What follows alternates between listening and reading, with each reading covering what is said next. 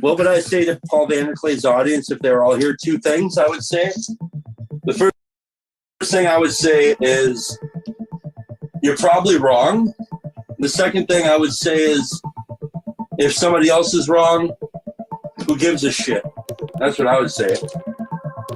You're getting to that, for lack of a better word, Zen-like place, but I think it's just, it's peace. It's the peace that passes understanding. Once for all, I will ease my soul regarding the horrid phantasm.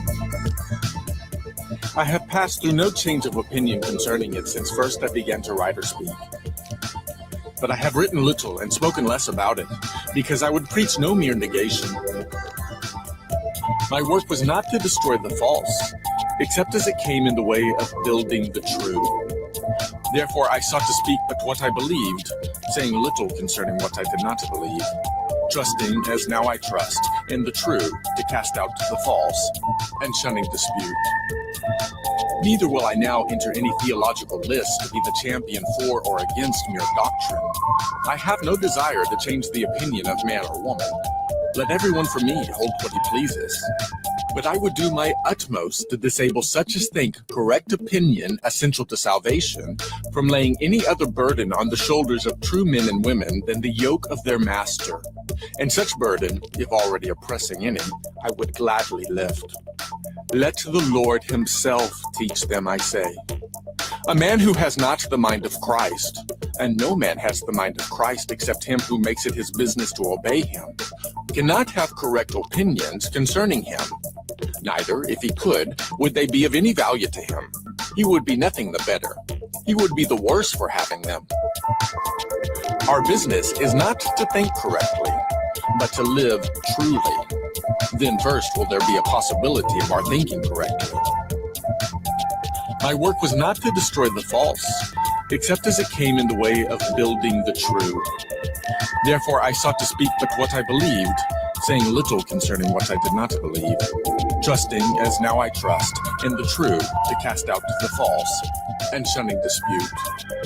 I think everything you're saying, I think, is valid. Beauty holds everything, because that's the thing. It's like you'll find beauty in the craziest places.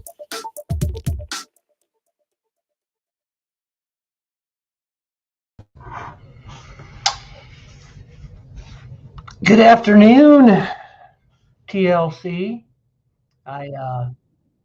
Look at that. How are we doing out there? I've shared the link for everyone to see. I actually, I've lived down in Houston, and they got a couple inches of snow, and they shut down the whole city because of it. It's crazy. Now, in Houston's defense, they don't have plows or salt or anything else like that. But I grew up in the Midwest where, this is just a nuisance for a normal winter day. And I actually went to college in St. Paul, Minnesota, and I had an 86 Pontiac Firebird. Anybody who's familiar with the kit car, it kind of looked like that. And any rate, like I have to drive that thing around in like 8 inches of snow. So any rate, snow day, got some work done. Things are pretty light because people aren't really emailing me a lot. So I thought I'd jump in, started just chatting. Hello, Tayo, Tom, Stephen Schwartz, Joseph, Kaido. Let's get here. So at any rate, I mean, we can come in and we can talk about anything that you guys want to talk about. But one of the things, Paul just had a new video out today about why the Emergent church failed. And, I thought it was really interesting. And as he's talking about the metagelical, man, that's so hard. We got to figure out a new name. That's so hard to figure out. But at any rate, he was describing a lot of those books and a lot of those movements. And, as much as Paul was, pastoring in the middle of that, I experienced a large part. I experienced that in the culture, and being a good Protestant Christian young guy, I ended up reading a lot of those books. I I ended up seeing a lot of those things happening and as I was moving along. I started off grew up a Methodist, was baptized Methodist, confirmed in the Methodist church, married in the Methodist church, attended a Methodist church as a 22-year-old right after marriage, which a lot of Gen Xers my age weren't doing, those sorts of things. We kind of felt the pressure, or at least the denomination felt the pressure with all that seeker movement stuff going on, that contemporary church services kind of came in. So at any rate, I lived through and I experienced a lot of that. And I actually got to read Richard Beck's articles that Paul mentioned. It was really fascinating. And I lived through that. And to be, quite honest, in many ways, I pursued, tried, got caught up in a lot of that over the years. And then ultimately, I think is Paul, and this doesn't want to be orthodox, but we certainly don't need to talk about that. I think it's really fascinating. I think it's fascinating to try and figure out, to just understand this moment. And, we have the rise of the nuns. We have all this talk about Western civilization and those really interesting and challenging conversations. Paul Kingsnorth, Peter Kreeft has entered the fold. You can tell Paul wrestles with that a lot, just by his monologues. And if you've kind of just followed along. So we're at this interesting cultural moment. In the United States, we just witnessed regardless of where you end up with it, it was a fascinating election that we just went through. And what a change, just systemic change that has happened, which is wild. And so we're all in this cultural moment. But one of the things that, for me, so I'm the poster boy of the guy that was going out probing into these different places, along, whether that would have been seeker, I was mainlines were trying to do seeker. Then I find myself over non-denominational. I would say that I was around a lot of young, restless, and reformed types in that non-denominational megachurch. The megachurch, then we left because we saw the megachurch wasn't working. So now we're doing house church planning movement stuff, all of which was influenced by, really, at that point, I think everyone that I was around certainly wanted nothing to do with the seeker movement. We just saw that inherently, like this thinness. I've used the word thinness, and Nathan Jacobs talked about some of the thinness that we've seen when his conversation with Paul, the last video that he just, he shared with Nathan last week. And then ultimately I've found myself in the Orthodox Church, and in so many ways, like, Paul's speaking to it from the outside. He has a lot of wisdom over the years of watching this, and he sees certain people are making this move into Orthodoxy, and he saw them making the move, that he's seen a lot of other people make the move as they go through all these different, machinations or whatever. And that's absolutely right. Like, you were doing this and now you're doing this or whatever. He talked a comment that there were the Theo bros or whatever, and then talks about the Ortho bros. Obviously I wish we could use the word pro bros too, because where do you think the Ortho bros came from? A lot of them. So we're all guilty of it, right? Ultimately, I think for myself, I could see what you could see, particularly if you were trying to plant churches and if you were in the milieu.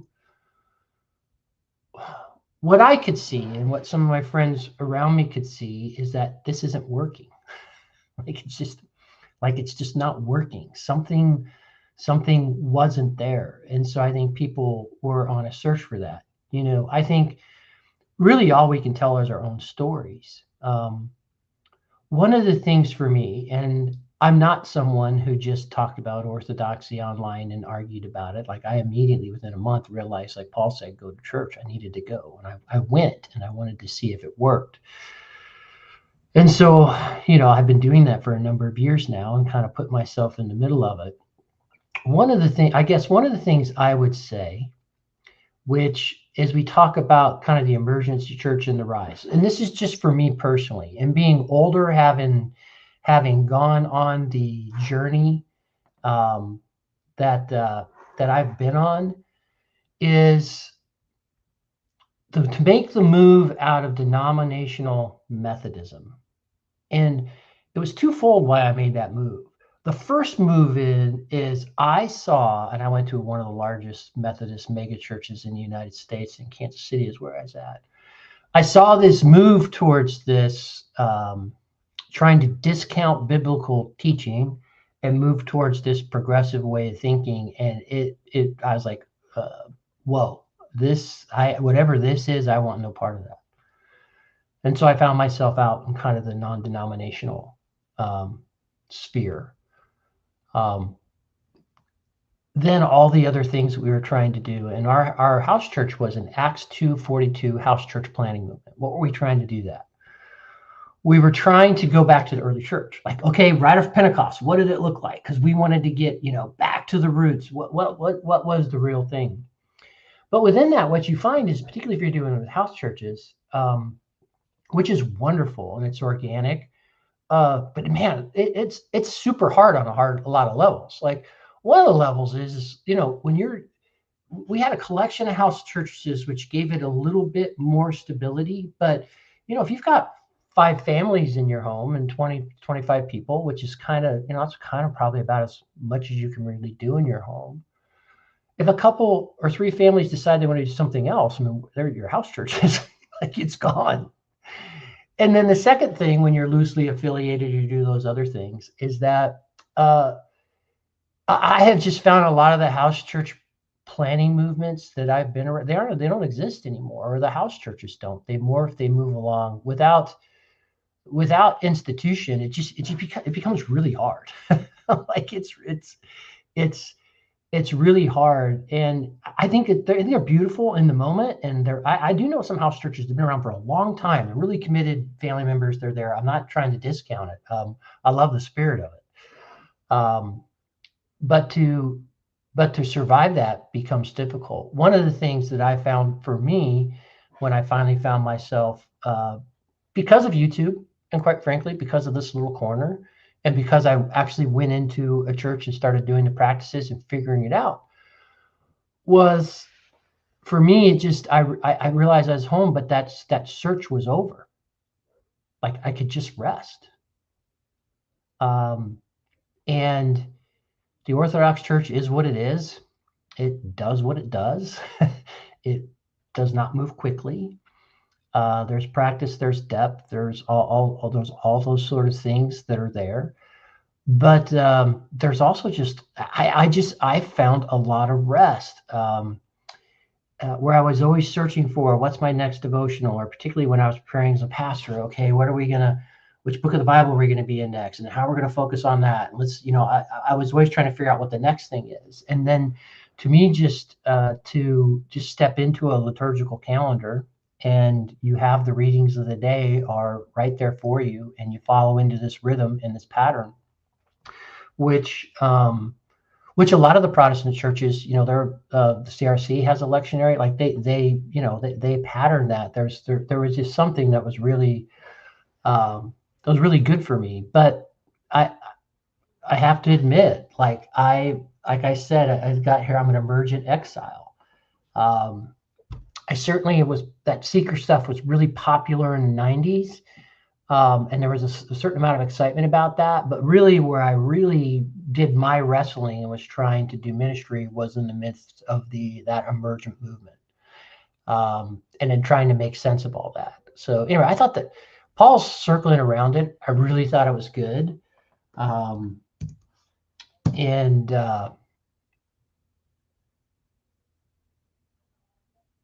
Yeah, it's really curious to see where things where things are going to settle now.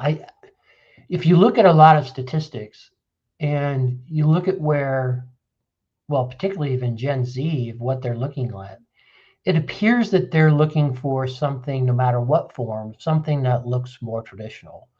I think you're seeing that. I think you're seeing that in the mainline. There was some fascinating statistics. For example, in the Lutheran Church, they found that of their in the Lutheran Church Missouri Synod, let me say that's not the most conservative, but kind of the middle ground between them and then the progressive wing, who Nadia Boltz is part of. She's part of the progressive wing that's broken off. The people who attend the contemporary services, by and large, are boomers. They like rock and roll church. They really do like their rock and roll. And then of people under 40 that are attending those services, there's a higher percentage that are attending traditional services, which is really interesting. But that's that's so much of that emergent. That's so much of what that emergent church struggle that Paul was talking about that happened. That's so much of what's was being played out and is being played out kind of right now. So anyway, I found that I always find this stuff. I'm a church nerd. I'm the person who watches the Barna statistics and the Pew statistics. I still like watching Ready to Harvest. I think he does a great job just talking about different things. So that was just something that, any rate, I find really interesting. And I think it also plays out to what we're doing here, in terms of hanging out in this, again, I don't know what, I know, Paul, sorry, I don't know if I'm down. I'll play with you with the term metagelical. I don't know that you're kicking it around. I'm not sure if I'm down with all that. But at any rate, Just Chatting's open. Let me share the link again. Jump on in and talk about that. We can talk about anything else you guys would want to talk about. Hello, Sherry. Yeah, there was a snow day in Houston because there were 3 inches of snow. If you're up in Canada, that's kind of laughable, but it is what it is. All right, Tayo, you out there? Tayo, jump in. Yangon, come in, man. Jump in. Let's go. Joseph, I know you like to kick it around a little bit.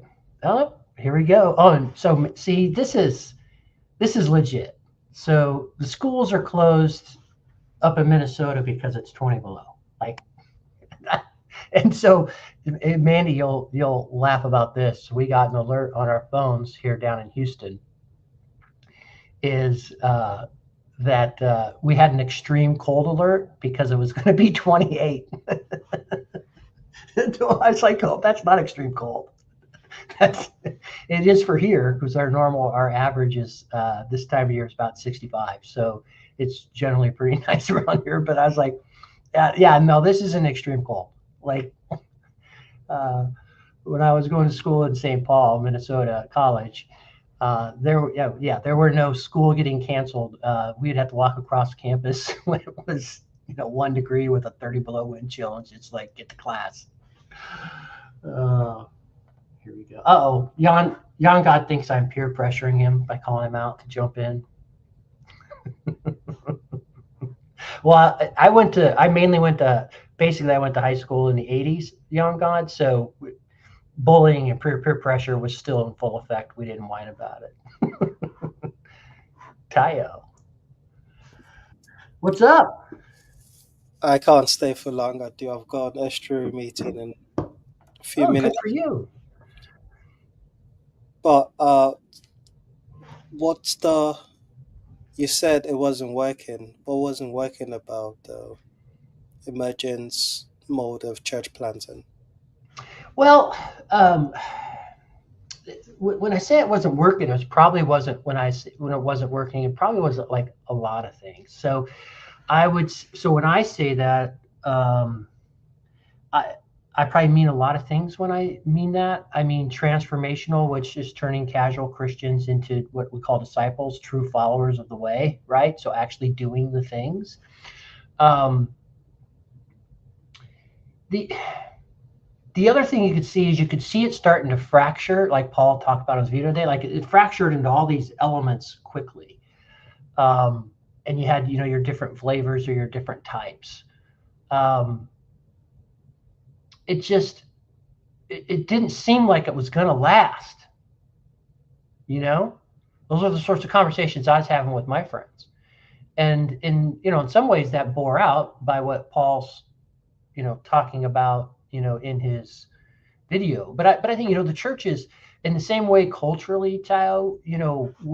We're entering this wild period of time, right? With modernity, everything else, the church felt those stresses, tried to respond to those, particularly in a Protestant perspective. Well, how do we meet the culture where it's at? And that doesn't mean you're being progressive. It just means I think there's a Protestant ethos to try and figure out how to reach people, which I think is good.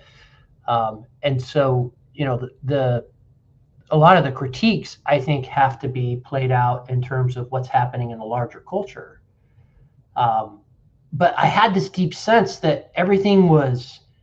Nathan Jacobs say there was not every emergent movement was this, but there was a thinness, and there seemed to be a response to culture that was momentary, to try and figure out, like from a marketing perspective, how do we bring the Gen Xers in? Okay, how do we bring the millennials in? And then they want this. Like it just seemed to be all over the place, and yeah, it just and you saw a lot of people coming in and out and in and out, and so it was just as someone who was trying to sit there, at least think about trying to plant something that was going to stand the test of time. And you saw people plant these things, do these things, and you got to know people who were church planters in your city or whatever. You just saw all this stuff come and go.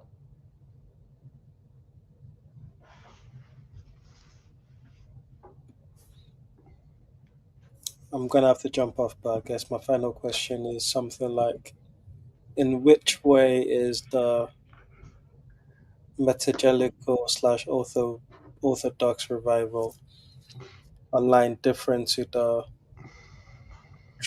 you trying to start a house church in pursuit of trying to get back to Pentecost early days and track that back to Luther, get back to the book?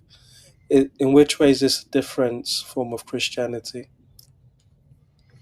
if at all? Uh, you know, I think, when I think, as I'm looking at the metagetical frame that Paul's talking about, the way I place myself in that frame is what well, at least I understand what Paul's talking about with what we're doing here in the TLC, particularly I would say on the Vanderclay side of whatever, which is a lot of people of a lot of different types of, whether it be Christian denominations or where they're Jewish. I think about not just Jacob, but Hezi, Hezi's more, and he didn't want to fire Paul, that sort of thing. So, a little bit of difference there. So I view that, what Paul's looking at, that metagelical, which is having conversation in community, that is kind of, I think, separate from what I would call church, to what you do there. For me, in terms of what, and I'm different. I'm going to be turning 55 here this week, so double nickels, so I'm quite a bit older. So I've been through all that stuff or whatever. Is for Orthodoxy, to me, was finding a home and something I could just rest in, so to speak. And I don't, that's probably not the same for a 23-year-old young man. So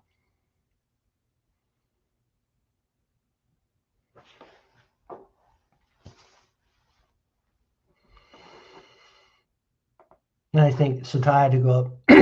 Yeah, I think ecumenism, like, so the one of the ecumenical, so it can mean a lot of things to a lot of people. I remember Nate and I were, I don't know, we had a back and forth a little bit on, I think it might even been on X. So I think depends on what you mean by ecumenical. If it means some sort of bringing all these traditions into union with each other or communion with each other and realizing all these differences and somehow trying to kind of break down those walls so there's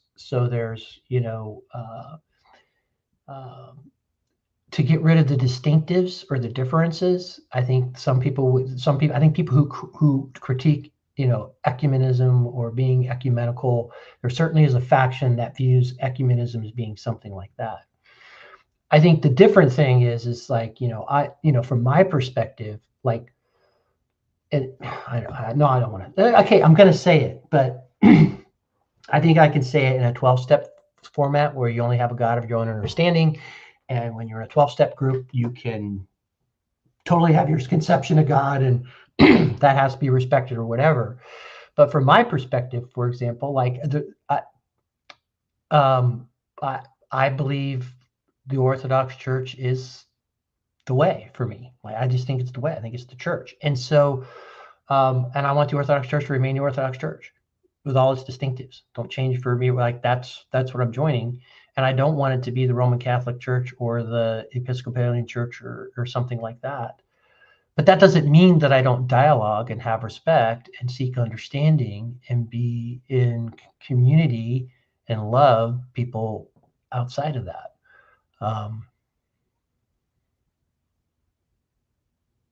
Yeah, she should say, I the one holy Catholic and Apostolic Church. I said it. I said it, Sherry. That makes people mad. So, at any rate. All right. Well, anybody else? Who do we got? We got 16 people here. Someone's a joiner. We could talk about anything. I have a rare opportunity to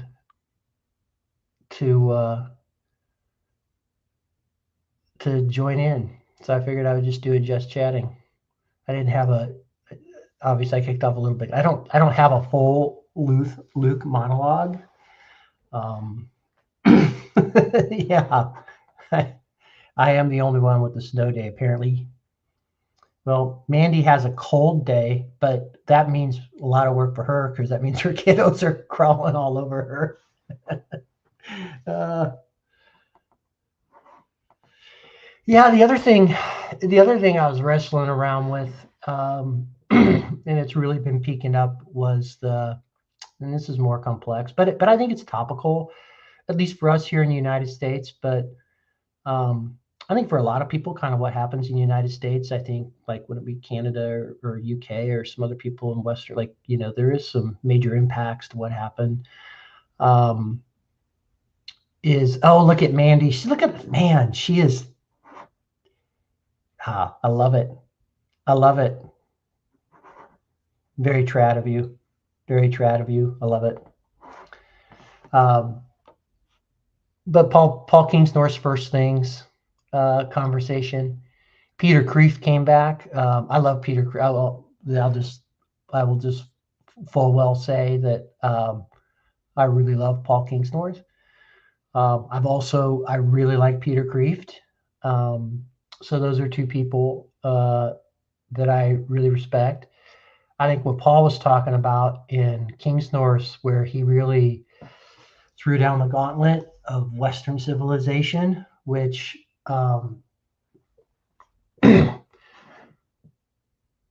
was one of those things. I think probably Paul had the same reaction, where you were resonating deeply with what he was talking about, and at the same time you were just like, yeah, but also it really challenges you at the core. And then the question is, well, okay, great, Paul, what the hell do we do? I live in a city of 4 million people, and who governs has these dramatic radical effects on people.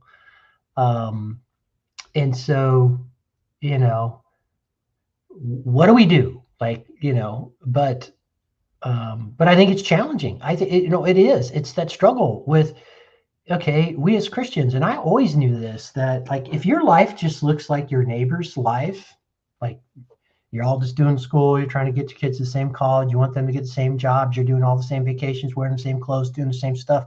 To me, it was just almost per se, that doesn't look very Christian to me. That's the way I talked about it ahead of time. But so at any rate, so there's part of me that is this, hello, Sherry. So there's part of me that has always resonated when I read Jesus's words and I hear Paul Kingsnorth. I'm like, yeah. But then the problem I have is it's like, well, Paul, where the hell does that leave us now?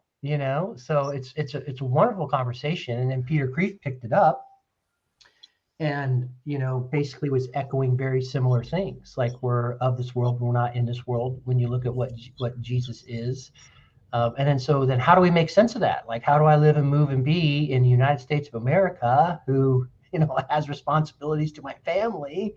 It's wild, and then I think about Sherry over here and it's like, well, maybe fricking just go homestead, get away from the city. Like, that's where you just go live. And, but then I think it might've been Alan who talked about, no, it wasn't Alan. Who was it? Somebody here in this little corner talked about, well, I've always grown up in a city. And so I want to figure out, without abandoning the city, what can I do in my city? So anyway, hey, Jess, jump in. Hey, Jess. Yeah, jump in. So we'll go there because you probably didn't pay much. I don't know, you probably didn't watch Paul's video where and a lot of that was. Wait, because I gotta rewind a little bit, because I was so removed from the movements within evangelical Christianity for so long that a lot of the buzzwords I don't know. Like, I never knew what tulip was for, like, when it started being talked about. I never knew what young, restless, and reformed was. Like, I thought it was a soap opera at first, which it seems to be named after. There was a soap opera for decades called The Young and the Restless.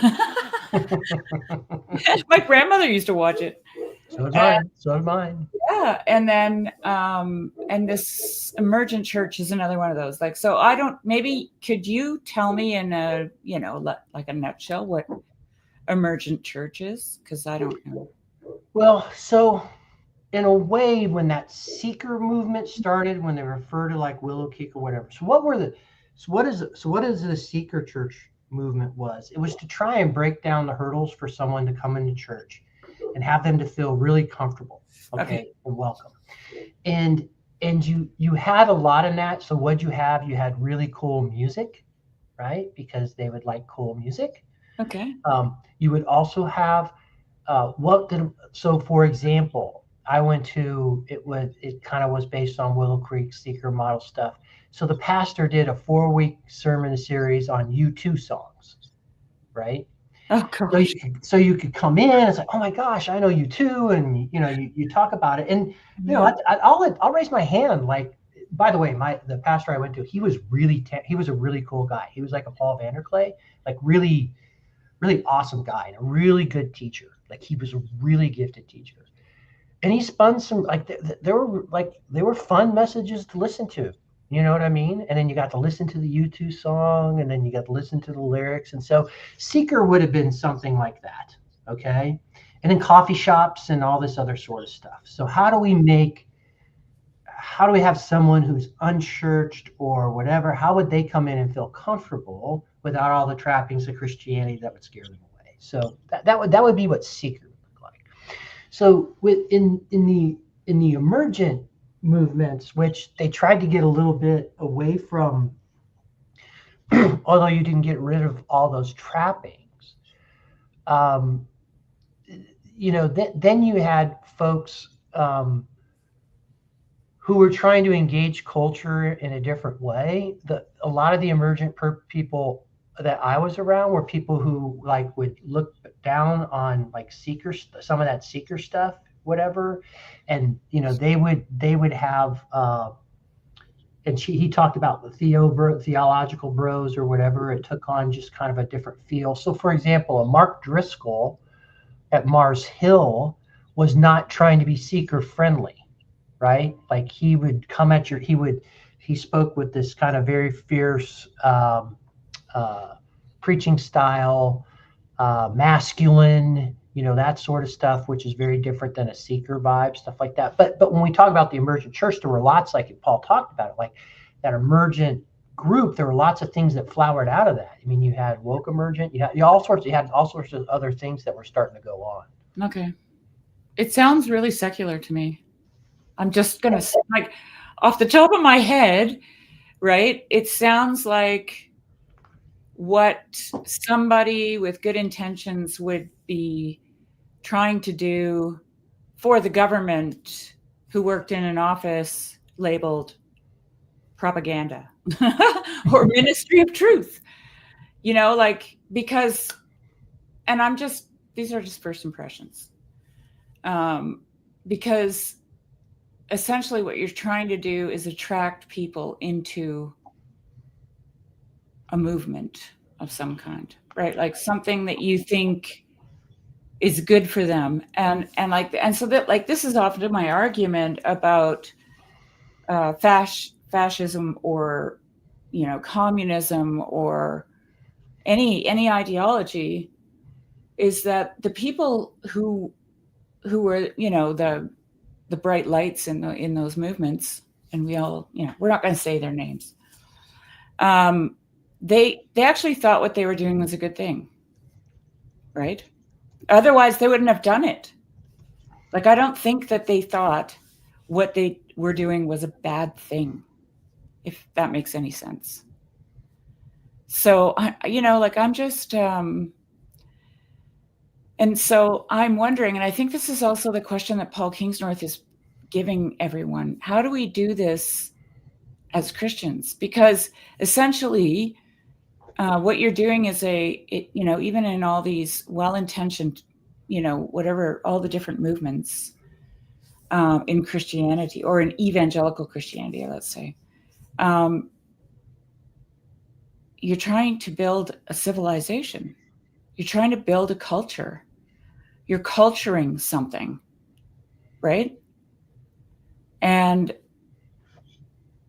I think Paul Kingsnorth is asking how much right do we have as Christians to do that, right? Because it's only gonna mushroom cloud into, well, I would call it a nuclear disaster, because we're in it. We're in it. The meaning crisis came out of Christianity. Postmodernism came out of Christianity. Mm-hmm. It's a lot of people's good ideas. And I wonder how we can stop people from having good ideas. Well, and so like so the emergent church, another thing is like, it was really targeted towards Gen Xers who are, Paul used the word, and it's kind of right, like the angsty and the questioning or whatever. So they would allow that, you know, where Luke would have gotten. Go ahead. Can I just want to stop you quick, because you said it was targeting. And when I hear that word, I think predator. That's what I think. Okay. Well, so what it is, what it absolutely is it's business model, right? So when you move from kind of a mainline, like when I went to, you know, mainline Methodist church in the 70s and the 80s, the service that I was experiencing then, my great grandmother understood that service because it wasn't that different from what she was doing in the 40s, 50s, and 60s. Does that make sense? Yeah. Like we had our benedictions. If you give me to a traditional Methodist service, I know exactly where I'm at, like, because I know the prayers that come back and forth and sure, response. sure. So So, and so absolutely. And so when you had the rise of what started with the Jesus movement, really it became kind of PowerPoint business church. Like we have growth strategies. It's like, it's very marketing. It's like, well, how do we attract this person? Right. Like, and so what it becomes is, and this is where I think why it's died and why it wasn't working, is that as you're trying to swing back and forth and just meet the whims of the culture and change how you're doing church so quickly, everything else, like that's obviously going to fail because it's just trying to capture a cultural moment. Right. And yep. And you're using all the adjectives, all the verbs: capture, target, right? Like, like this is oh man, I had a thought earlier. It was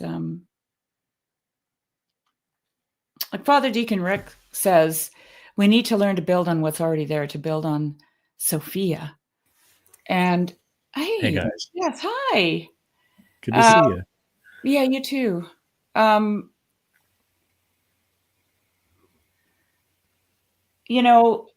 me say this. When the communists took over in Czechoslovakia, people couldn't go to church. They couldn't really profess faith. A lot of people ended up getting together in homes. And interestingly enough, what they did was they didn't have Bible studies. I mean, I'm sure they did some kind of Typica or something if they were Orthodox or Catholic, probably. I'm not sure how many Protestants were in Czechoslovakia at the time. But they read poetry. They did book clubs. They hosted plays. They did recitals, right? And so and that's what I think building on Sophia is, right? Because those are the arts, those kinds of things: poetry, literature, drama, plays, music. Those are deeply like multifaceted, fractal images of wisdom, basically, right? That's what it comes from. Sherry loves defining things. Anyways, so because I think what you were saying earlier, Lance, about your grandmother, the United States was founded on religious freedom, but the Puritans ended up with the upper hand, and they still have it. They still have the upper hand. We live in a Puritan culture where you can't do this and you can't say that and you can't, and it just keeps switching from one extreme to another. Like either it's dancing and cards and drinking, or it's something else, right? So, and they were building a civilization. It was the great experiment. The United States was the great experiment. And they were trying to build a civilization on Christian principles. But I just want to ask, like, how's that working out for us? How is that working out?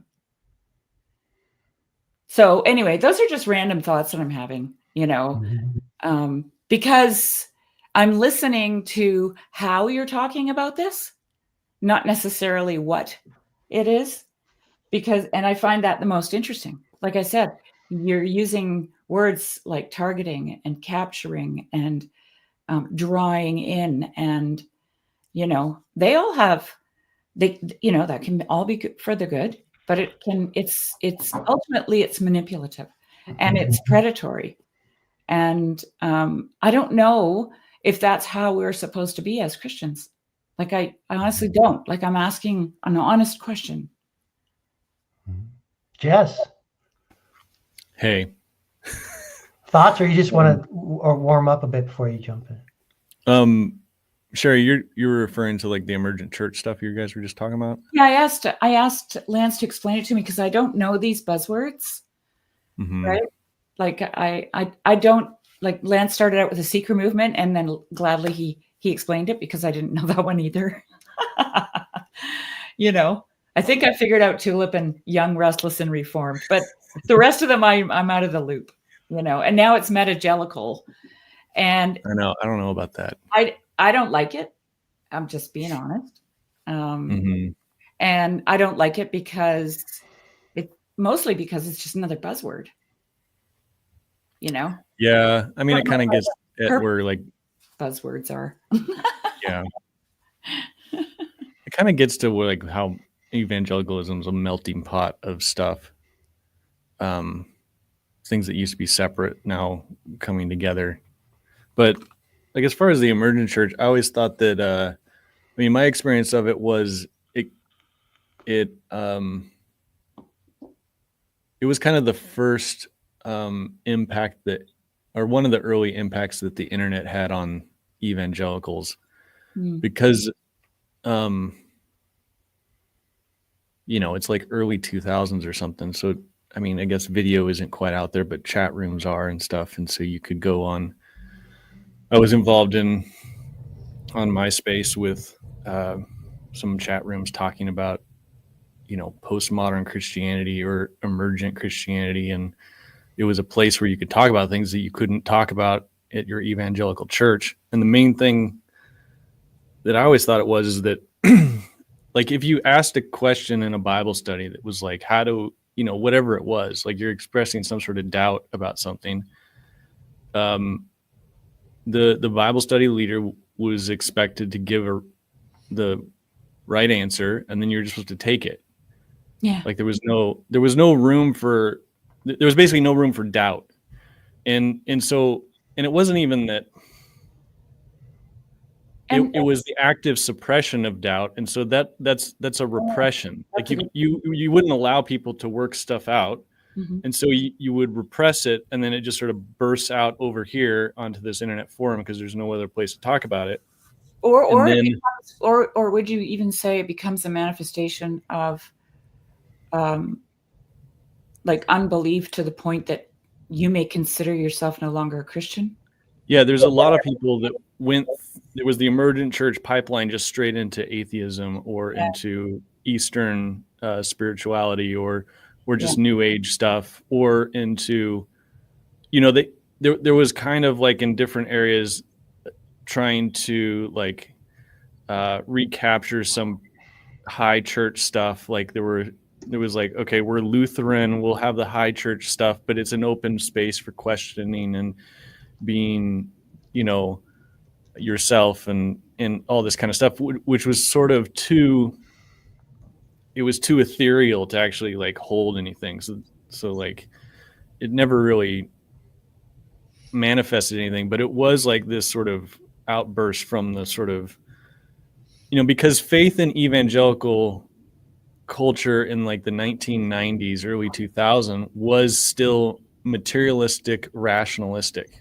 Like it still is kind of in a lot of places, but that's just how it was. And so if you expressed a doubt in a doctrine, you just were like, well, you can either get on board, using Mark Driscoll's language, you can either get on the bus or get run over by the bus. Like those are your choices. Wow. Like there's like, that's an extreme case, but for people that were more exploratory and had actual doubts or had, at the root of a lot of it was just people were hurt by other people in the church because there's a bunch of people being assholes to each other about, who's in and who's out, who's in, who's out, right? And then online porn became a thing, and then also people were, I think Tim Keller said that he would, when he would counsel people going through a deconstruction, he would ask them about either they just started living with their girlfriend or they're constantly in online porn. And so there was like this other element that they're trying to, justify or whatever, that's at the root of some of that too. So it's like all this stuff going on at once. And then, but there was no space to talk about it. So it was all on, and then people started writing books like, who was it, Brian McLaren and the Blue Like Jazz, which was a popular book. And yep.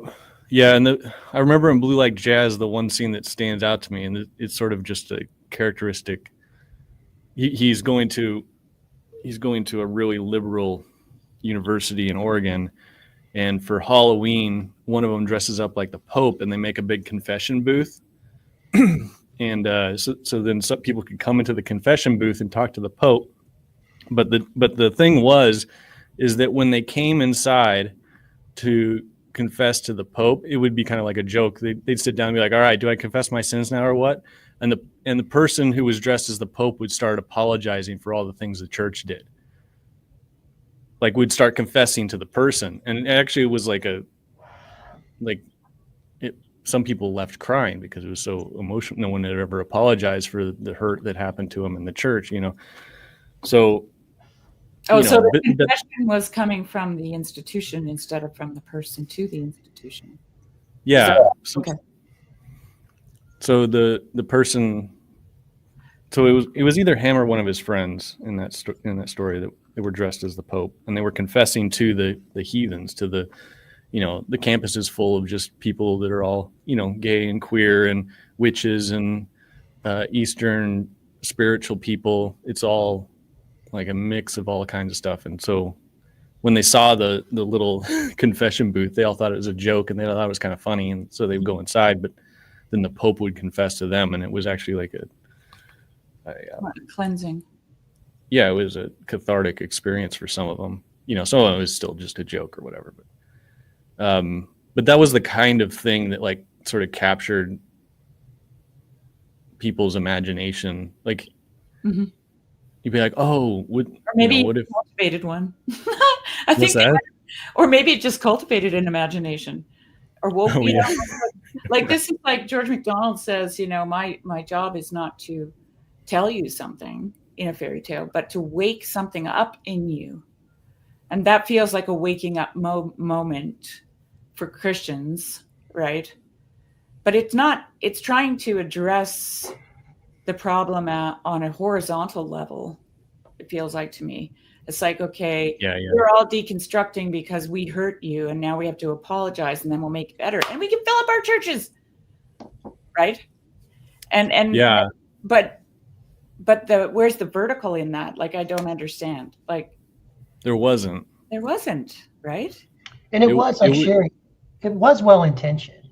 Like, and that's why where Paul Kingsnorth is talking about, like, I'm sitting here right now and I think about this in terms of Western civilization. Like, there are good intentions of trying to provide safe places and spaces and people where people can thrive and have families and everything else. And but then you're also just kind of stuck with that. And so like the Emergent Church was kind of a response to, it was, Jess, would you agree with this, at least the way I thought, and people probably describe it different ways, is I felt like the Emergent Church was a way to respond to some of the, I would say, real thinness of seeker church, if that made sense. Because the seeker movement was so like, let's just make make things so easy. Now, to be fair, a lot of the seeker churches then would have their real service on a Wednesday night where they would be willing to raise hands and like really like worship where they wasn't weird, and then they might have more depth or whatever.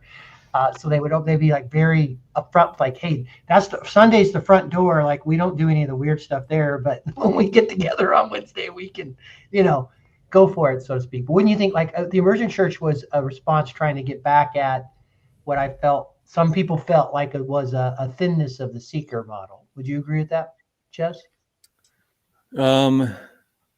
Probably. Where they would engage more deeply on things, like, you know what I mean? Yeah, it was definitely like not shying away from like more intense conversations about stuff. Like, I remember there was one church in Denver. I like went to a couple services, but what was it called? It was called Scum of the Earth. But it was basically, I think it's still around. It might be under a different name, but it was called Scum of the Earth, and it was all the sort of punk, goth, and alternative kids that were all in those scenes. They were all struggling with some sort of addiction and trauma and whatever.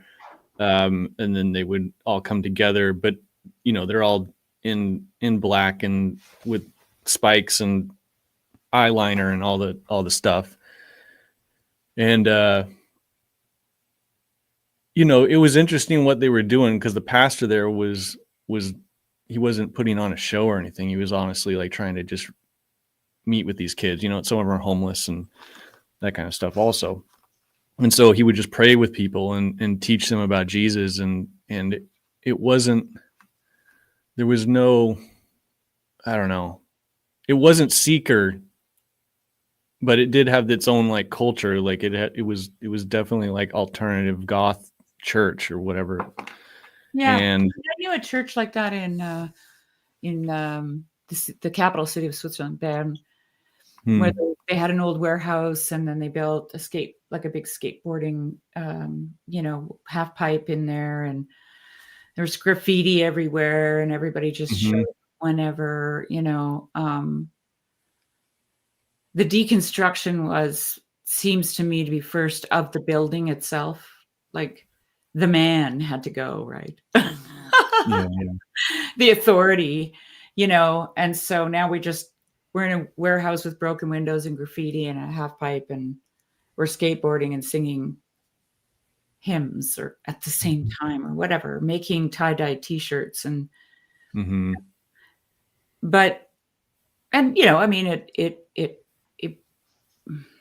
I hate saying this because it feels like when Jesus said, "I will make you fishers of men," it feels like people took that far too seriously. And they just started casting their nets, right? And they like these trawlers now that they have in the ocean that just drag the floor and get up all this stuff that doesn't really have any nutritional value, or you know what I mean? It's just, and they're like, "Look, we're fishing," I want to just say, what did he mean by those things? Make disciples of all men. That, I hear people saying that all the time. Does that mean you have to convert people? Does making a disciple equal conversion? Because when I think of disciples in Buddhism or Hinduism, or these are people that are learning something. They're like apprentices. They're in a process of becoming a master, right? That's what a disciple is. It's not somebody who crossed a line and signed a piece of paper and then is the master, has all the perks, all the benefits, the full-time hours, all the and I mean, historically speaking, the church made a separation between that and the apostles. The apostles were the apostles. They were apostolic. They were the beginning of something. I think that there's a lot of symbolic representation just in those 12 men. They started out as disciples and they became apostles, but like, how much of this Sunday school language have we just not really thought about? Like, this is the thing that I like to push myself on, right? Because we say these things all the time, but are we just, in Swiss they would say "naplopere," you're just ploppering after somebody else, right? Or have you really given it any real consideration? So yeah, I'm just these are the questions I ask myself, everyone. Yeah. Well, I think, one of the things, so when you talk about, like, even when we look at the Great Commission, I think one of the things that people kind of leave out of that is he told them to go out and make disciples, which you're right. Like, if you look at the Greek and everything else, they were learners, like apprentices, stuff like that. Right. And he says, teach them to obey all that I've commanded. And what's the thinking with respect to that? It's not just that you go out and preach the gospel and save people. It's like, no, you're going to come alongside these people the same way I did with you, right? The same way that you look at Paul, or whatever they would do is they would stay there for a while and be with them, right? And teach them and live amongst them and so on and so forth. So it's not just going out and proclaiming, preaching. Having a revival. But it's, and so, I mean, there is a depth. And so what I want to be fair, like the steel man, like, so, someone like a Billy Graham knew that when he would go in, he knew that he was going to have thousands of people that would want to come forward for the altar call. So before he'd go to a city for a year or two in advance, he would get all the churches around. So when people came in, that they would go connect with another church, and I was very fortunate that I would say, even in the Methodist church, but all the churches I was a part of, discipleship was like a cornerstone of the church, is that, disciples making disciples. So that in the same way you would have a sponsor in an AA setting or something like that, is that people would then, get into a relationship with someone, right? And it's really interesting how some people think discipleship is just teaching people all the things they need to know, well, we believe this, we believe that. I actually think the best thing about discipleship is getting into a really kind of honest relationship with someone where the mask comes off and someone farther down the road from you helps lead you, provides a true relationship. So, I think that needs to be a part of that. And then even like, I know Emergent, I knew secret groups that did that. Like, I do know the heart of what just myself in the middle of it, but all the people you would know, Jess, that would either might be seeker pastors or emergent pastors or whatever. For most of them, the heart is they want to help people. Like they're doing it out of the best we know how. But for me, the thing that was really interesting is so, particularly if you look at the 90s into the 2000s or whatever, is I was trained in a lot of corporate leadership, like strategies and this, that, and the other, and PowerPoints. I took to a fish like water in the Protestant, whether it was Seeker or Auschwitz Fire or whatever, because it's all about, hey, this is how we'll grow, and we'll do this thing, and we'll do that thing, and this is our strategic vision, and we'll have this. Like, I was really good at it because I did that in my job, and church was just an extension of business leadership. And there are all these Christian leadership books, but they didn't look that different than a lot of my business leadership books. Mm-hmm. So what you talked about, Sherry, when you said capture and growth and this and that and whatever, like it just had become all one. It was just integrated, but it felt natural to me because that's just like, oh, my business life is like PowerPoints and strategy and vision, and we're going to do this. And then church is strategy and PowerPoints and mission, and we're going to do this. Yeah, and ultimately it's about scaling, right? It's about making something bigger. And, and then some people get caught up in these big churches because corrupted. Leadership gets corrupted because power corrupts, you gotta, there's a reason why Elisha didn't want to take the mantle. Right? It's like, it's like the Palantir, right?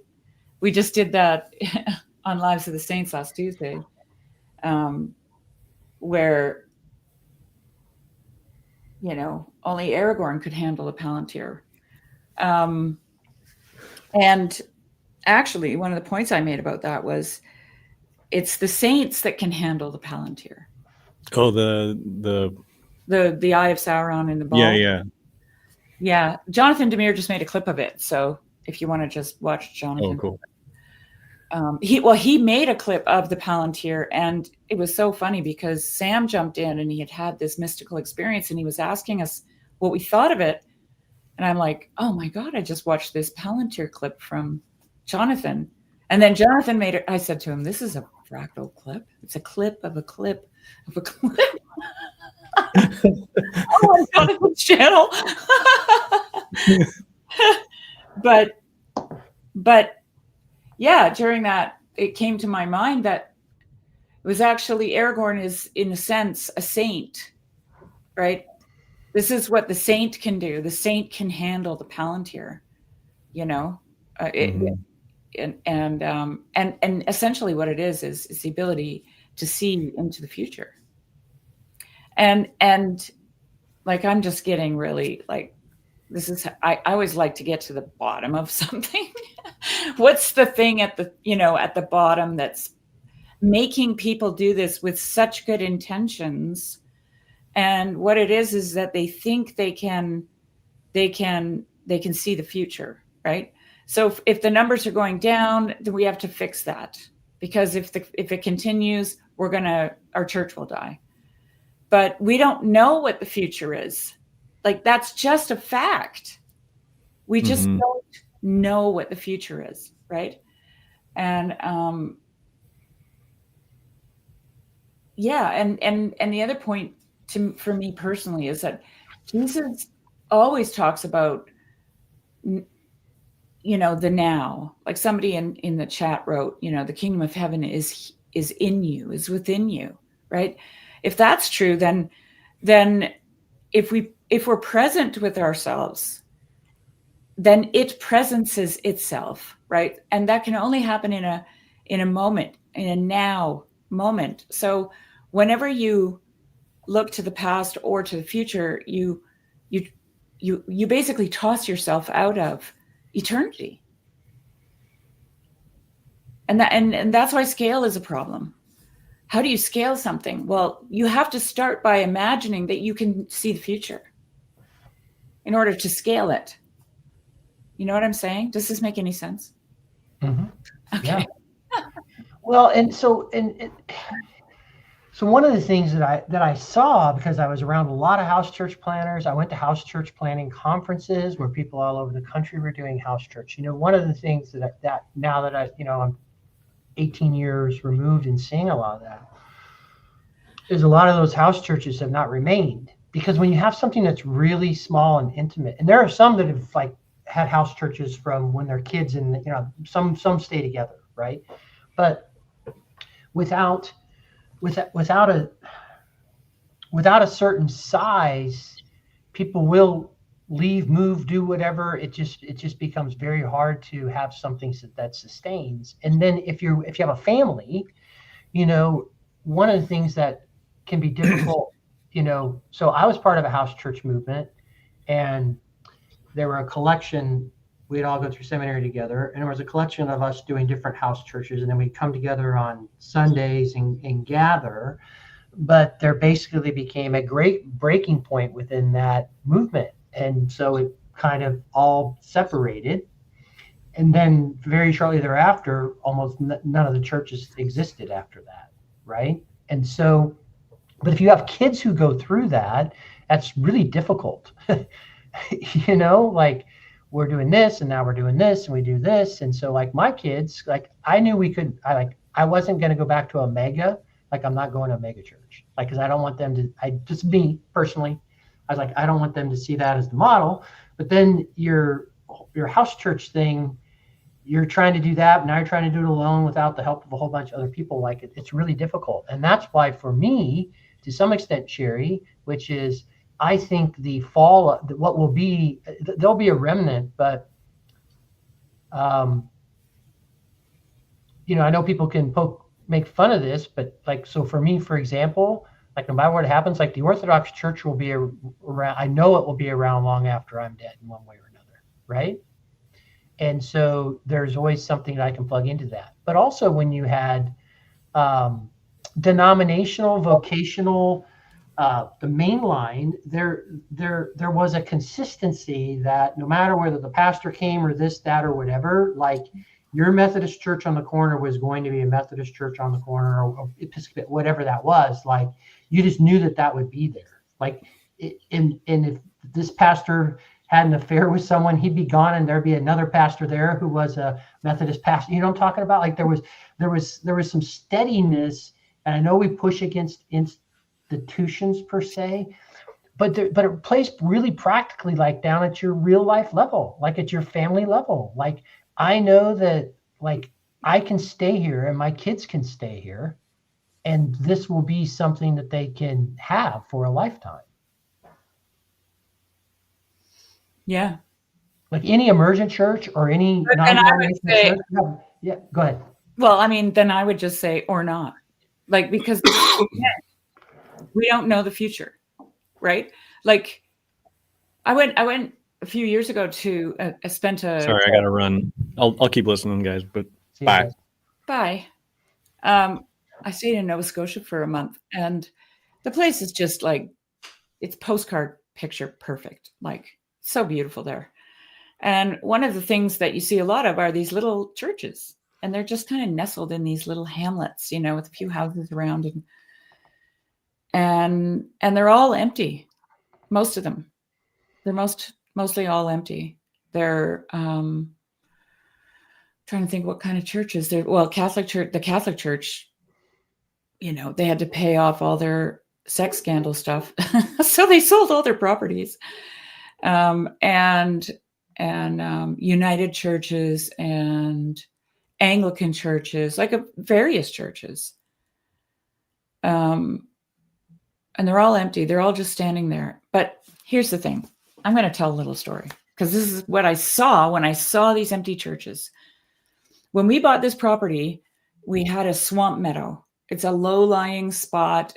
This area is like semi-arid. So you get these low-lying spots that kind of stay green all summer because somehow water is underneath there, right? It finds its way there. And all around that swamp meadow were these old stands of willow, big, huge ones, and they were dead. And I knew that they were old because they were so large, right? And I'm like, why on earth? And they were standing at the edge of this meadow where it was dry as a bone.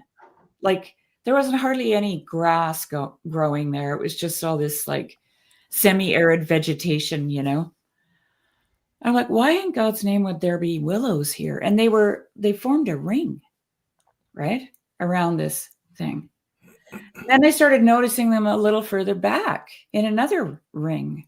And then I started following the willows, and I walked into a ravine, and there were these old stands of willows in the ravine, but everything was dry. Okay. So then in 2010, we had fires, and then they came and they clear-cut logged it. And when they did that, they cut down old, 100-year-old trees, 200-year-old trees. And now they're not sucking all the water up, and it's coming down this hill towards our house. It's hitting this low spot, and it's forming a lake. And lo and behold, the willows started to grow as the water came closer to them, and then it overtook some of them, the closest ones to the swamp meadow. It covered them. They died. The next round started to green. And then going down the ravine, all the willows in the ravine started to make new shoots. I know a man who was born at this place.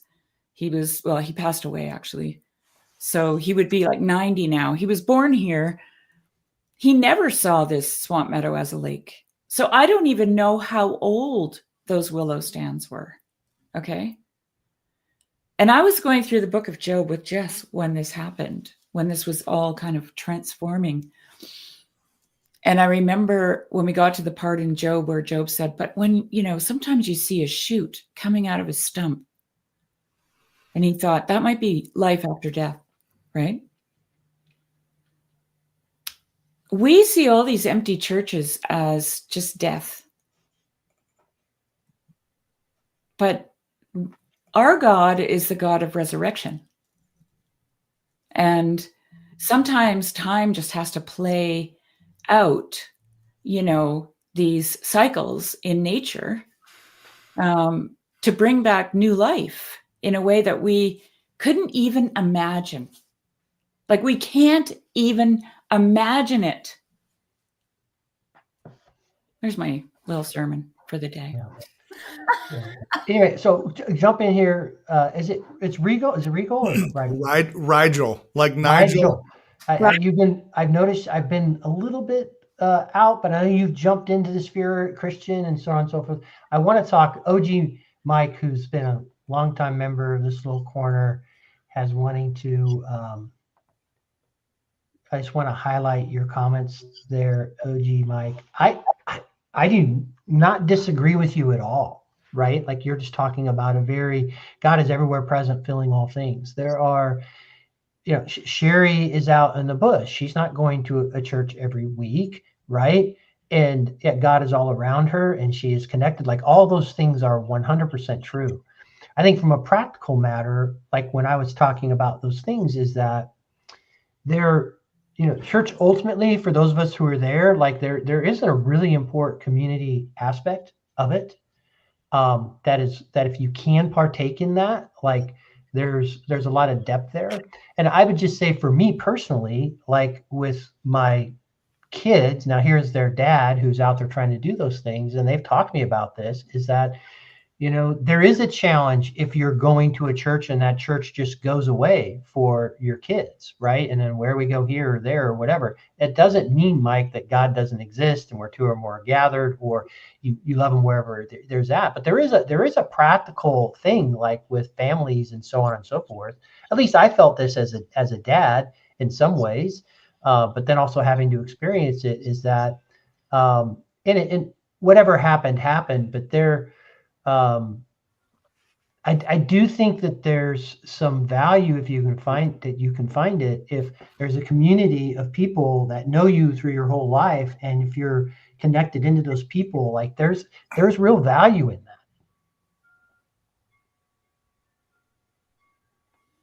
that. Yeah. Emergent exile. Ex-emergentist. What do you have to say? Ex-emergentist. Gosh, Sherry, I really loved your metaphor, because it made me start questioning, like, did the emergent movement fail? Because here I am, I kind of found the TLC probably four months or so ago, and then had the courage to jump on a call about a month and a half ago, break the fourth wall. Yeah. But it feels so familiar to the emergent movement that I was a little bit a part of. I was coming out of, I grew up hippie, totally non-Christian, and then had a Holy Spirit experience and found a Baptist church with a really great singles department. And, they got me plugged in, and then had a little bit of a deconstruction from that in the early, kind of mid-aughts, early aughts. And that's right around when Blue Like Jazz came out. And that, some of my friends were in that scene and kind of pulled me into it. And it was super healing to have a safe space that I could question, and be introduced to actually the word theology. Like we didn't use the word theology in the Baptist scene. I found out about that word in these emergent circles. Okay. But it seems like the purpose that the emergent movement served, and the purpose that I feel like the TLC serves, is it's like this riparian zone. And I know Paul uses the word estuary to describe that, but and so maybe riparian, it's like in that same metaphor, but it's the place where water and land come together, and it's this really rich place where life kind of blossoms, and there's also a lot of death around those zones. That's where things get eaten and digested. And so it feels like this space is really powerful in the digestion of becoming. Yeah, I mean, watching that lake form was such a spiritual experience for me, because some plants would suddenly in the following spring, every year there was a little more water, right? And I remember one year I went back to see what was happening, because it was a happening place. Like it was never the same, right? And like my daughter got married back there, and all the trees where she got married, where we had the wedding ceremony and everything, they're all underwater, like they're all submerged, like. So, it was like just constantly changing. And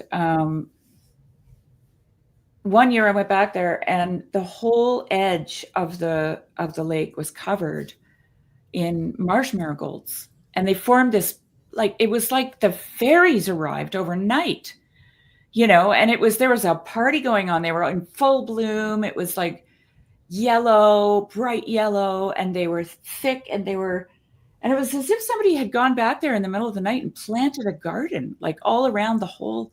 I'm like, where did these come from? And they were just waiting for the water. Think about that. It's amazing. It's amazing. And guess what? They're gone. There are no more marsh marigolds. Now you know what lines the whole shore? Bulrushes. Bulrushes have taken over, right? And they didn't replace the marigolds. The marigolds happened at this point. Now the bulrushes are happening at this point as the lake expands. And then different species are coming in. And yeah, anyway, it was just like, I've always said, just don't make rules. Don't make plans for the future.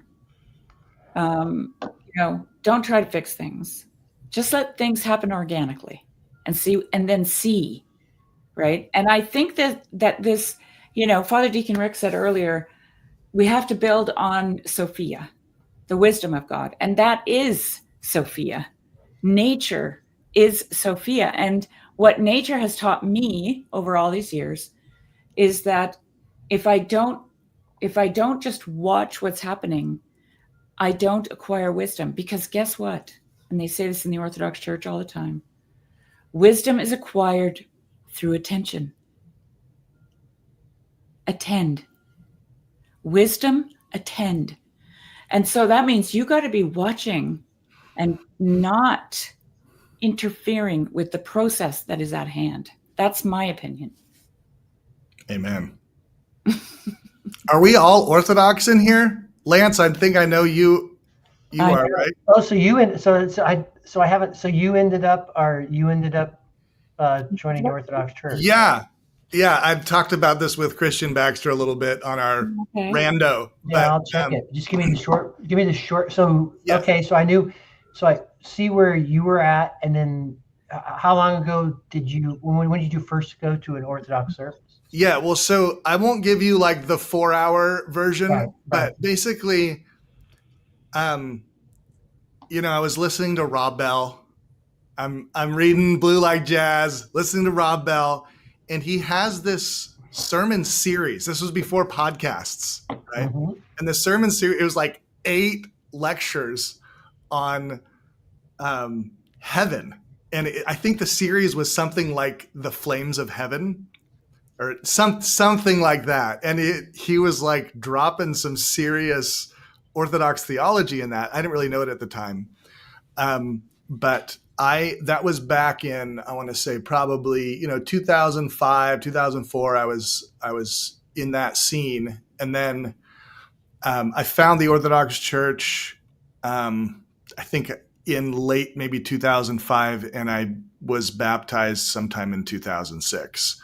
Okay. And, I've gone through phases of intimacy, closeness, and annoyance, skepticism, distance with Orthodoxy. Mm. But there's room for that in the liturgy. Like it's not, yeah. I haven't stopped going. I've just had, seasons. And a lot of times, those have followed my own personal issues in life and marriage and, growing up, becoming an adult. And like I was talking to a friend, I don't want to make this an Orthodox thing, but I just wanted to mention this because I was talking to a friend who recently became Orthodox, and he was saying that, he was trying to sort out what kind of an Orthodox Christian was he. Did he adhere to this or did he adhere to that? And, he was all looking for the doctrines and looking for somewhere to hook in and, came up with a formula, right? And then announce to his priest in confession that doesn't do that or that or that, right? And then his priest said, well, can you handle the liturgy? When you're in the liturgy, is there anything about it that's bothering you? He said, no. He said, okay, fine. That's all that's important. And so the liturgy is working on him, right? And all of a sudden he's like, what was I doing? Why did I need to find myself this formula, right? And I said, yeah. And the thing is, all the things that you don't like, the liturgy acknowledges. And all the things that people would disagree with you on, the liturgy acknowledges. It's all there, right? So in other words, you can be. That's it. Like, you don't have to be this, and you don't have to be that. Meister Eckhart has a great poem about this, by the way. Just thinking of it now. But you can just be, right? With all your, and it seems to me, like for the little I've learned about Emergent Church, that it was a place where people could express their doubts. And that is what the liturgy lets you do. Mm-hmm. Right? Yeah. But then it just keeps basically just as a good loving parent putting its arms around you and loving you anyway. You know, that's the feeling I get. And I don't get to go very often. So I'm like, you know, everybody's talking about community all the time. I'm a church of one. Like my godmother called me the other day. I hadn't heard from her. And here's the thing. I chose her and her husband as my godparents for my baptism because I didn't even know anyone in the church. I knew her for 2 Sundays instead of 1. Okay. And then we were meeting for reader services because she lives about an hour and a half away from me. And then she got really ill and she hasn't been able, you know, we haven't been getting together. And I suffered with some illness for a while. Mm-hmm. And I haven't heard from her probably for almost a year. And it was so weird because I was constantly thinking about her, just like all through Christmas. And she phoned me the other day, yesterday or the day before. And she's like, how are you doing? And I told her, I said, you know what? I'm doing fantastic. I have my icon corner. I have I have an icon of St. Seraphim in the woods. I pilgrimage out there. I do all kinds of things to, you know, kind of keep me in that mode of being, I don't know, like Orthodoxy just gave me the practices that I didn't have in the life I was living before. I was, you know, I as a person haven't changed much. I was always talking to God. I was always, you know, praying and thinking about God. But now I actually can go and direct myself to. I can attend, I guess, is what I'm saying. I can attend, right? In a way that I didn't have before. So yeah. Yeah, that's beautiful. Going back to the Emergent, I don't know what happened to Emergent. What's it doing now? I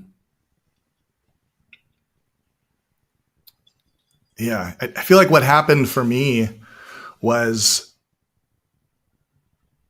it was a safe space to deconstruct, to ask questions. I had some really rough stuff happen in my life at the time, and I just wasn't getting the kind of answer. I was just getting kind of Bible pasted answers onto my difficult situation, and it just wasn't landing with me.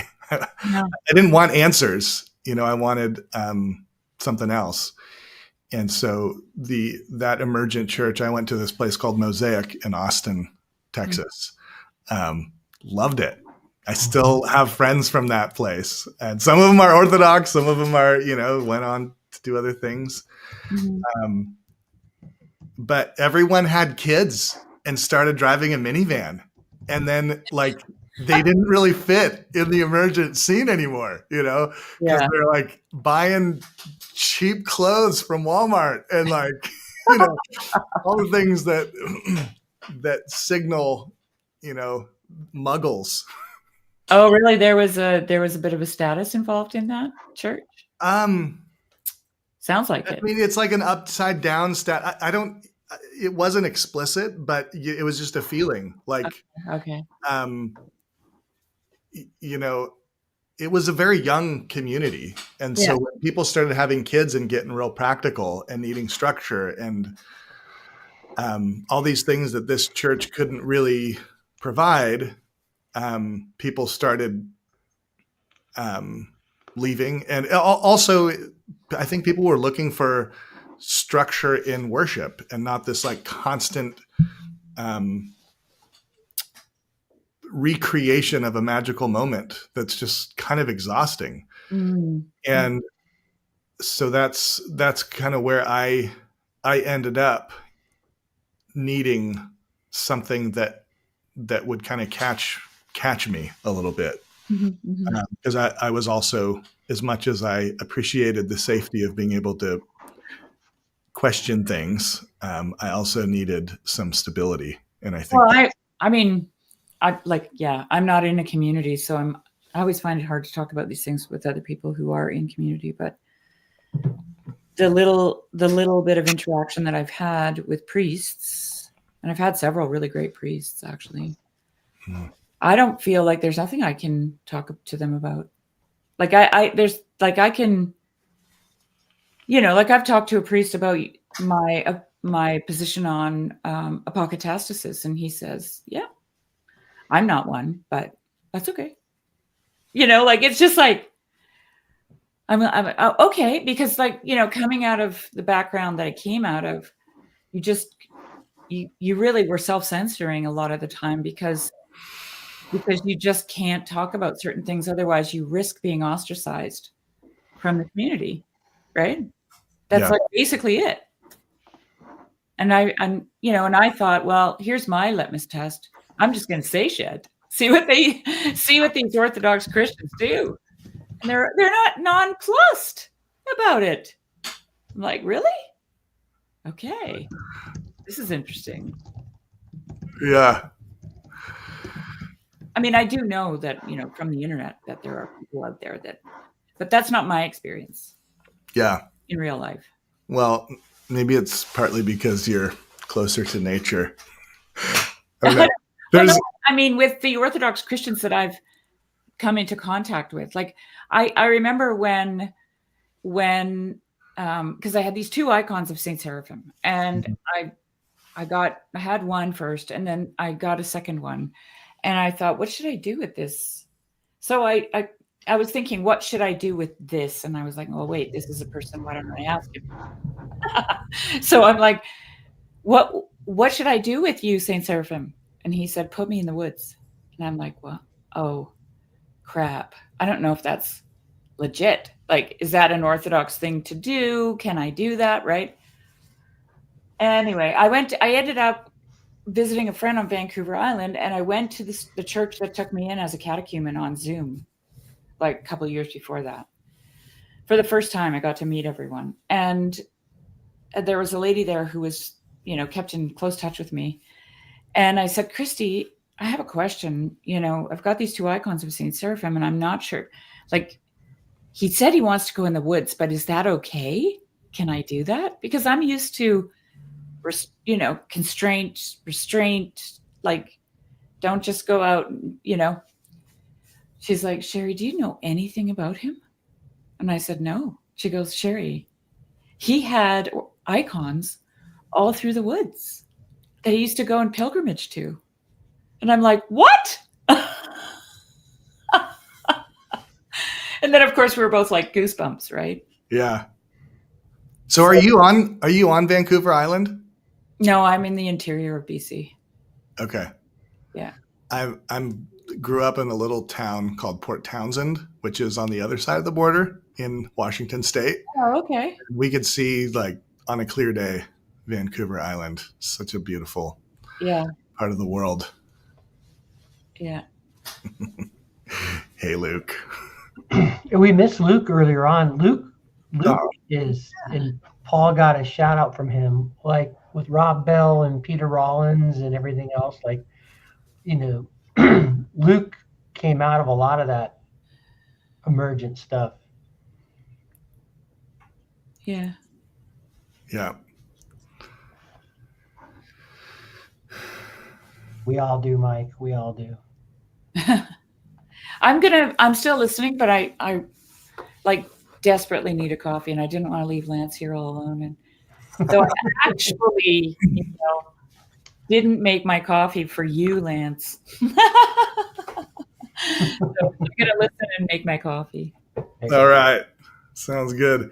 Lance, so what inspired you to start this particular themed convo? Paul's video this morning, where he was, it was titled "Why the Emergent Church Failed," whatever. So anyway, so so I'm 55. So at any rate, in my 20s, in the 90s, in my 30s, in the 2000s, in my 40s, whatever, and throughout that, guy trying to be, good church guy, was important to me. So was involved in all the things. 90s would have been Methodism. The 2000s would have been non-denominational church, and then going into seminary and doing house planting church, and then from 2010 to like 2020 was just out in that house church planting movement, friends, world. But with that, while, again, if you're in the Protestant world, you're reading lots of books, like you mentioned, Blue Light Chat, like all these other sorts of things are out there, right? So a lot of the things that Paul talked about today, just for me, were things that either I was reading or my friends had been reading, or, were planting churches, and I had friends who were seeker pastors. I was part of a seeker Willow Creek type of church, but then, I had guys starting house churches, and then there were some who, and if you're leading a house church, even with a small group of folks, like let's say you get really into Rob Bell, well, your house church takes on that sort of a feel, right? Because it gets very small, and generally, if you've got people surrounded around you, it's probably you're kind of vibing in the same place. So then, so at any rate, so I was in the milieu and participating in all those things. And I left a legal career in 2008 to go to seminary after a very powerful Holy Spirit experience. And so, I'm trying to plant churches in the midst of all this. And then you're watching the Barna numbers and you see the collapse and all this other stuff. And, I lived through a lot of that stuff. So when he talks about that, I'm kind of a church nerd when it comes to those things, right? So paying attention, having lived in it, trying to plant churches in it, trying to see what's going on, seeing what works, what doesn't work. So like when he does those sorts of videos, and I think, listen, if you follow Paul Vaniclay to some extent, a good chunk of us are just church nerds. You know what I mean by that? Yeah. So because he talks a lot of church nerd stuff, So, and I separate my church nerdiness stuff, just interested in that, versus like my own personal faith and stuff like that, which is this whole other thing. But I'm just, it's something I'm just curious about. And then the other thing where I said just chatting, you got to start a chat with something, just because no one's on at the beginning. So I figured I would talk about Paul's newest video today. And then if people wanted to come up and talk about anything, as these things can delve into anything else. So yeah, well, when I saw, so I'm halfway through Paul's little spiel on the Emergent Church, and it's just like catnip for me. I'm like, do I finish this or do I go get on this Grail Country chat? And so I will finish Paul's later today. Yeah, and I guess, so, with Sherry or whatever, and, OG Mike, he's been around for a long time. He's been posting over here. He's got an interesting story. I won't obviously share that here or whatever, but I really, I really like Mike. But so for me, I did all that. And then, ultimately, I find my way into the little corner. It was on a voice chat and the Bridges of Meaning server where Luke Thompson and Sherry were in there, and a lot of people were having a conversation. And I don't know, I said something very evangelical pastory about penal substitutionary atonement. Sherry asked me this question. Not that I was a full PSI. I was answering the question, and I got called out by both of them, appropriately so. And but what it did was I started to get into reading some of the early church fathers. Okay, because you have these moments where you're like, because listen, a lot of people disagree with me and say things or whatever. I don't like, that means I go off and do something. But anyway, something resonated with me, in that moment or whatever. And I just started reading up on Orthodoxy, and and really went deep dive on it within 2 to 3 weeks. And then I said, well, in my mind, I said, I need to go see if this works. And I know that's just simple language, but it's like, no, I'm not going to read about it. Like, what is this? And very simply, when I went there, I had a very much an experience. Now, it wasn't a being pushed to the ground in a charismatic sort of thing, which I've had happen to me, right? But it was this deep sense of knowing that I was home. Like, I just knew that I was home. And I said things like, I could tell. I went to the Orthros before, and then I went, so I was there early, and I was the only one there to start off with. I went to the Greek Orthodox Church down the street from me. I was the only one there. But what I was hearing, and this sounds good from an evangelical sense, is like, I could tell it was biblical. Like, one, we're reading lots of Psalms and everything else, right? So there's a lot of Bible that's being read, but I could just tell, even in the prayers and everything else, it was biblical. But when I say that, what I mean was there are other things that were going on that led me to that. Like, I just had this sense, and this overwhelming sense. I'm 30 minutes into this, and when it says my Father's house is a house of prayer, like, there were these things. Being a good guy, had studied his Bible for decades, like that just came to light. Like, I just had, you know what I mean? Like, I didn't have an audible voice, right? But we all know those things where it's just like, my Father's house is a house of prayer. And like, you know what I mean? Like, there were just some things that happened to me, and then experiencing the divine liturgy for the first time again. Now, I was lucky that most of this Greek service, primarily most of it was in English. There's some flipping back and forth, but it's just a repetition. So it was very easy for me to clip onto. And I knew immediately, like, I was home. Like, I had this overwhelming sense that I was home. So that's for me. That's not for everyone else. But, so as I poked and prodded around and was trying to figure out, okay, which way are we going to go? Like, what is our devotional going to be? We got this going here, and is this going to work, or what we're going to, like, you're trying to figure out, like, where are we going, right? Because particularly when you're leading a house church, most of it is about the community that you're caring about, everyone who's here and everything else. But you also have this, like, you're the one who's supposed to be like, okay, what are we going to do next? Like, okay, where are we going? What book of the Bible? What are we going to do? Then I had to prepare, each week to share, and so there was a teaching element to it, and you want to do that with excellence, because I never wanted to speak, like, you throw yourself. So anyway, you're trying to figure out all this stuff out, and then not only did I get into the liturgy, is then just in my own daily personal life, once I had the Jesus prayer and the Trisagion, like, I had these prayers that all of a sudden my prayer life, but then I just, like, I have the daily lectionary.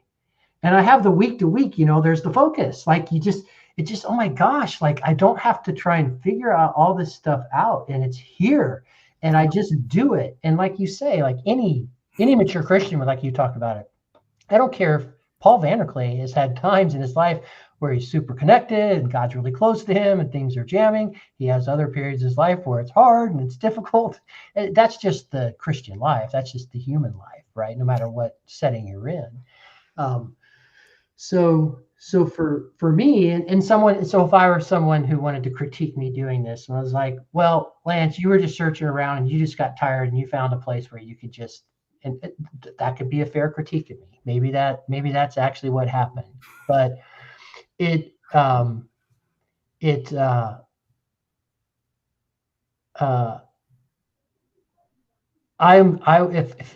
called to move, I will. Like if called to leave a career, I'll leave a career to go. I mean, like I'll do the bold things or whatever. I just know that I'm settled. Like to just kind of rest in it, and then it has everything I want. Like it can be as simple as the Jesus prayer and going to services, as simply as that. It can be, I can wrestle with Maximus or Gregory of Nyssa, or like I'm literally like I can go as deep in as I want. I can stay at surface level as I want. Like it's got everything I would want. Yeah. Wow. What a cool story. So what happened to your, as you were telling your story, I'm imagining like what that must have been like for you as a church leader. Because I know what it's like as someone who's kind of a willy-nilly single dude, just figuring stuff out. And I was at this point where I was like, it's either become Orthodox or start my own church.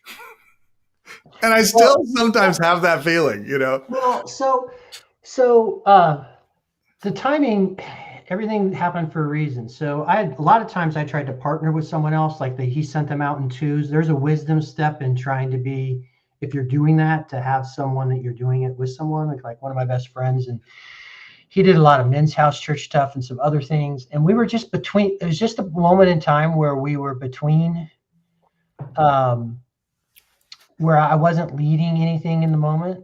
Okay. Oh, wow.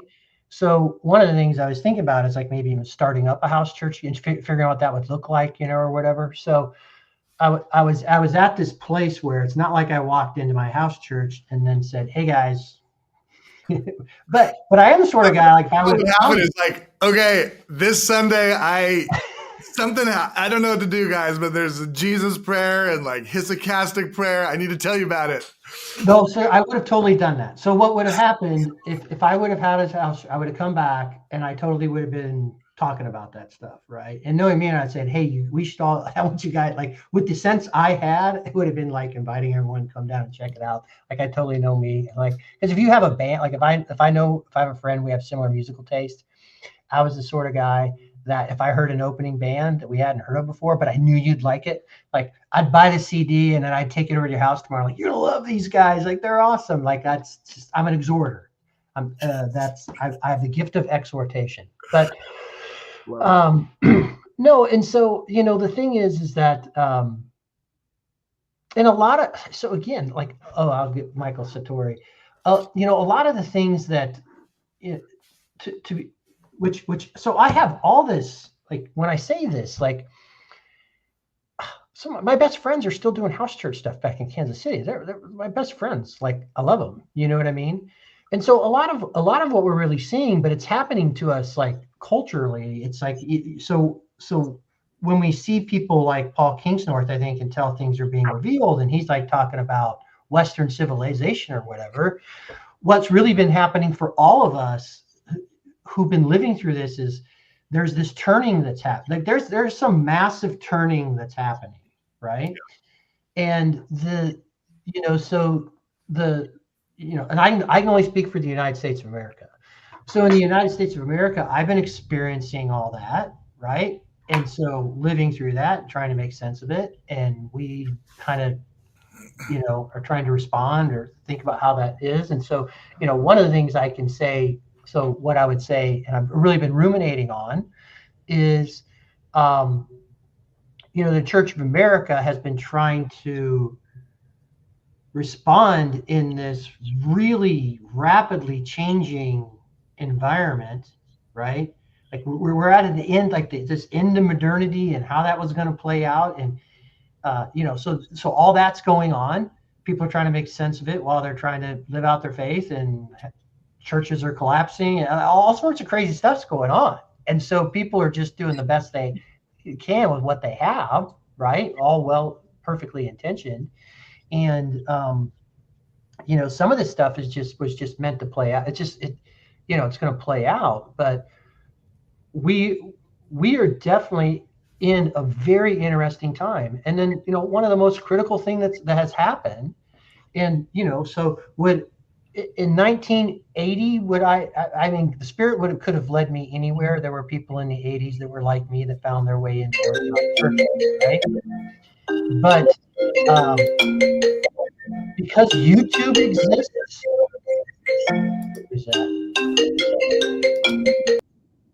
Oh, Sherry. Because YouTube exists, I was very quickly able to get a whole bunch of information. Seriously, right? Yeah. Go down a rabbit hole. Then I got to read a whole bunch of stuff because it was free on the internet, so I could download stuff and read all this stuff. So very quickly, in a short period of time, I could consume a whole bunch of stuff and then ultimately go down to a church down the street from me, all within 30 days. Right. That wouldn't have existed before. And so we're also dealing in society this, which is amazing, but at the same time, humanity is trying to catch up with the access to all this information that we've never had before, and how people can, because one of the things, like particularly early YouTube, Christians were some of the very, very first people that were on YouTube, like sermons and talks, and like Christians could upload things because it was free, know? And so very early on, like I was watching all of Francis Chan's stuff out at Simi Valley and all those other sorts of things, but Christians were on YouTube really early. Yeah. Sermonaudio.com. One of those. Yeah. Well, you bring up an interesting point about how the internet plays into all of this, and how that connects to, I don't know if it's just Orthodoxy, honestly, because I think there's these kind of movements within the emergent church birthed all these kind of like agrarian, it's almost like kind of crunchy conservative. That word crunchy conservative it captured something that was happening during that time. And there's this back to the land, grow your own food, simplify, pay attention, attend to nature again. And with that comes a very heavy critique of modernity and the machinery that just tends to pave over all of that for the sake of efficiency. And I was full on in that mode, reading Wendell Berry. When I came into Orthodoxy, like swearing off modernity and the internet and focusing on in-person community, which was great. But I don't know. When I see that now with all this like mass migration into Orthodoxy, it just makes me cringe a little bit, because everyone's coming in through the internet, and there's this sense, there's this like unspoken agreement that the internet is evil. And I'm like, wait, guys, if God is everywhere present and fills all things, like God is on the internet. I mean, is that real? There's this kind of this desire to just see the internet as a metaphor or something that's actually not real. But I'm seeing real community happen on the internet in ways that like don't even really happen at church sometimes. I mean, I have very close group of friends who I can talk about apokatastis or universal word. I don't know the Greek word, but I don't know. I feel like what the TLC is doing, here I am ranting about how much I love TLC, is it's like redignifying the internet in its highest use is actually to bring humanity back to itself. And it's meeting humanity in its like most detached. And like, that's maybe God brought us the internet so that we could heal. This is I'm just trying these thoughts on right now in real time. Well, No, Yeah. but Well, I think William's comment there definitely makes a lot of sense. I think that's the case for most people, that it is kind of, meeting a need that normal church is not. And I mean, I think it is like, it's just such, there's so many conjoined factors with like the whole modernity thing, and like the scaling of globalization, and the seeker search, where they made that picture of Saddleback Sam or whatever, and like that was the guy that they were going to target. And then it's funny because then when I was working in a youth, in a big youth ministry of essentially a secret church later on, then they were trying to do it the same thing, where it was like, go target the high school quarterback, and if you get him to come, he's going to bring everybody else. And then the Emergent thing was just like the exact same thing, but the counterculture of it. So it was just, but it's just funny to think in hindsight, like how did they think that you could have any church movement where it's based on like a single generation of people?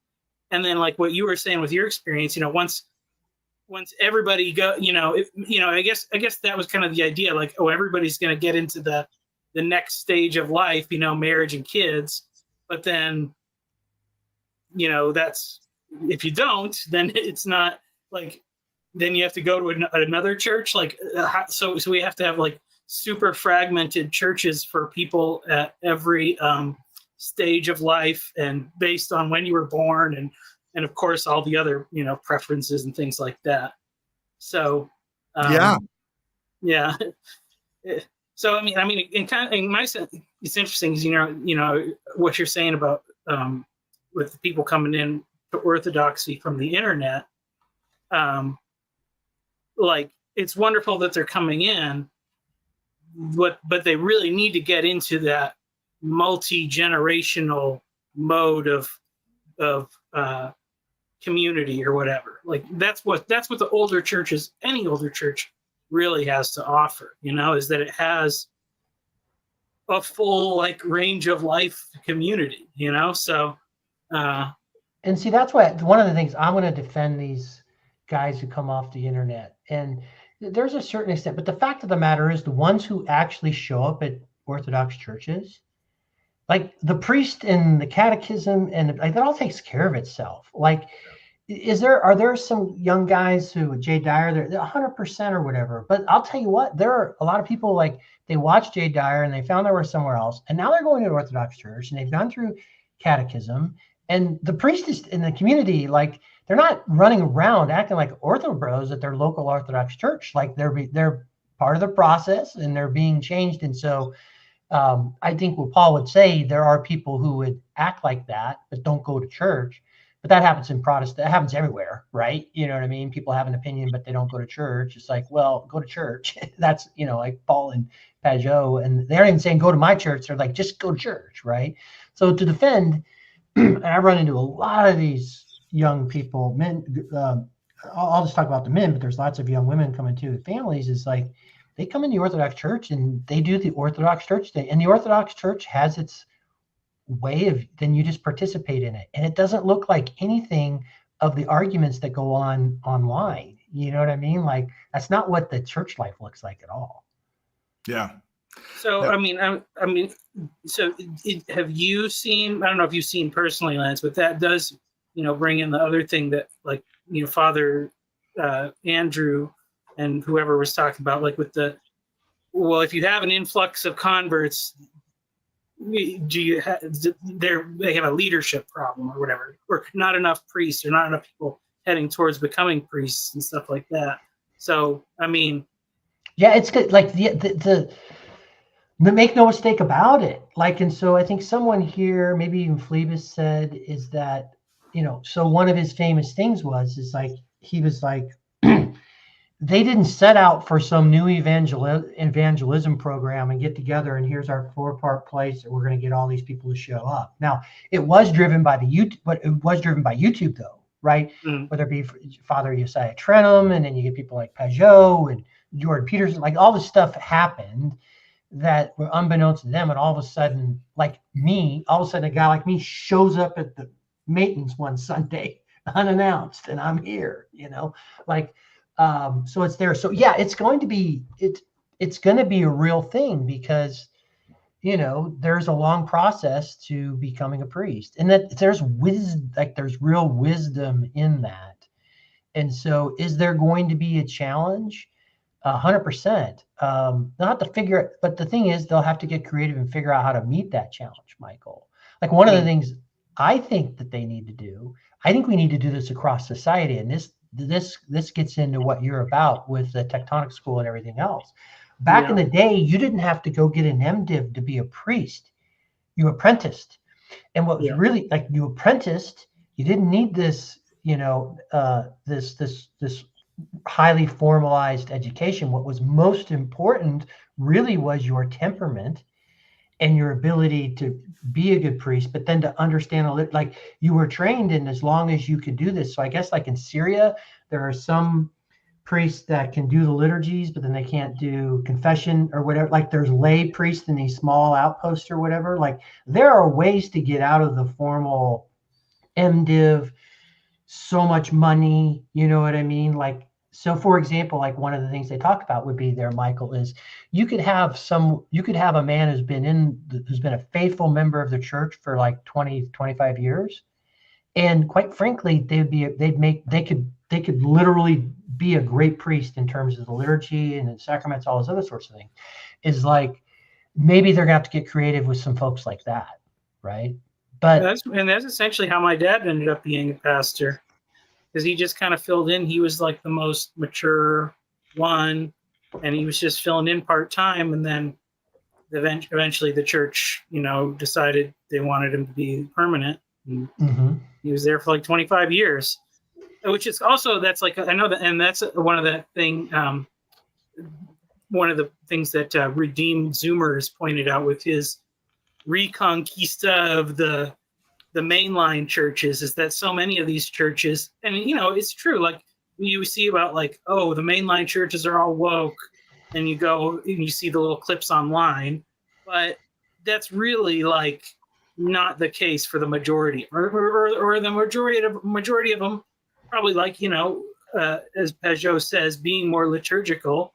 They're just following the liturgy. They're not changing it from hundreds of years ago or whatever. I mean, like, every year now, I guess we're starting a tradition for Christmas Eve. We go to a Lutheran church nearby, because they do a beautiful service with all the music and stuff. And it's like, it's the ECLA or whatever. That's like the most liberal one. And they have a woman pastor, but she's pretty much just talks about the Bible and God, and it's very nice. And, like, there's no, and see, like, the things they're doing in the community and stuff. And so, I think it's just, there's so much of that stuff going on in all these places that maybe we just, our perception of, like, the world is so hyped up by the online echo chambers or whatever, that we, like, or even just the way, like, people talk about, like, the evangelicalism is dying, but there's still millions of them, like, it's, I mean, dying is a relative term or whatever, so it's just, and honestly, and that's one of the things, it's like, it's something I kind of struggle even with when I go talk to the guys at my church. Like, it's just so, everybody's so trained to hear something negative from their algorithms, and, like, to have a negative outlook on life. And it's not to say, like, oh, there isn't a lot of good things that need to be done, but there is also, like, those things are possible, and there's opportunities out there, and there is lots of good things happening all around us too, I'm sure. So yeah, I think the thing about your dad, like, one of the things for a community is, it makes a lot of sense for someone like your dad to be chosen, because they know all the good, the bad, and the indifferent about him. You know what I mean? Yeah. And, like, he stood the test of time. It's like, there's a trust that gets built up over time. in a community where they're like, we trust him. Like he's been here, he's going to be here.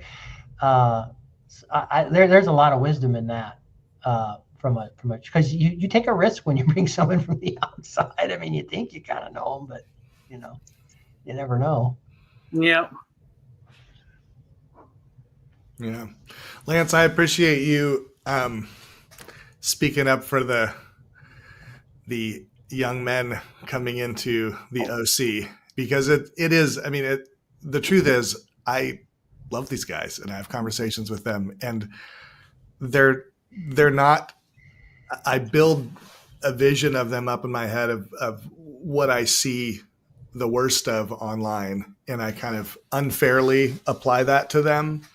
But at the end of the day, they're just me, 18 years ago. Like, Amen. I think that's what I'm maybe reacting to, is a part of myself that I haven't quite integrated yet. And I'm working on it. Yeah. The beautiful thing is, like, what I've seen is, so my main experience is I've gone to the Antiochian church a little bit. But it's just been that I've been going to Greek Orthodox churches is kind of where I'm at. My wife and I will be both. I've been kind of impatiently waiting for her to want to join together. It was very important for me. People have their own journeys, but for me, I knew it was important for us to try and come in together, But there has been pretty much every Greek Orthodox priest I've come along with, like, there's just this extreme patience that they have. Like there's no rush, like, so there have been some excitable young guys that'll show up and say, hey, they accept them where they're at, just slow down, do this. Like there's this very calm, suggestive, like there's not a lot. Now it's different. I would say I have heard some people that I think like potentially like the Romanian Orthodox, they're a little more hardcore, I think, in terms of like, you're going to do this, that, and the other. But I have found even with Antiochian priests to some extent, like there's just this, they understand it's going to be a process, and there's just a lot of patience. And, having two Gen Z or three Gen Z boys or whatever, but I also remember myself, like part of the mark of being a 20-year-old man for a lot of one is having a lot of zeal and energy, and, and certitude. And that's just part of it. Yeah, it's okay. Like, it happens everywhere. It happens in, I did that as a young Protestant young man. It happens, redeems, like it happens across the board. Like that's all part of it. That's okay. It's all okay. 100%.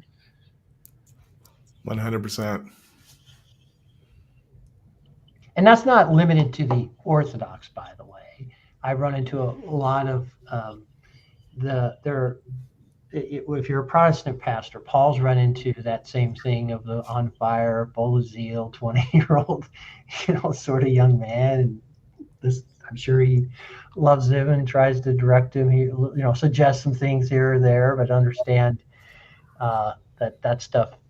If you plug into the church, that stuff tends to take care of itself over time. Yeah, I agree. I think that there will definitely be people over time who just fall away from Orthodoxy. Sure. Especially if there's like some kind of mass movement into anything, that's how it happens. But one of the things I've been thinking about lately, like you were talking, Rigel? Is it Rigel? Yeah, Rigel. Yeah, that's it. I'm like, Rigel? That's it. That's how you say it. Okay.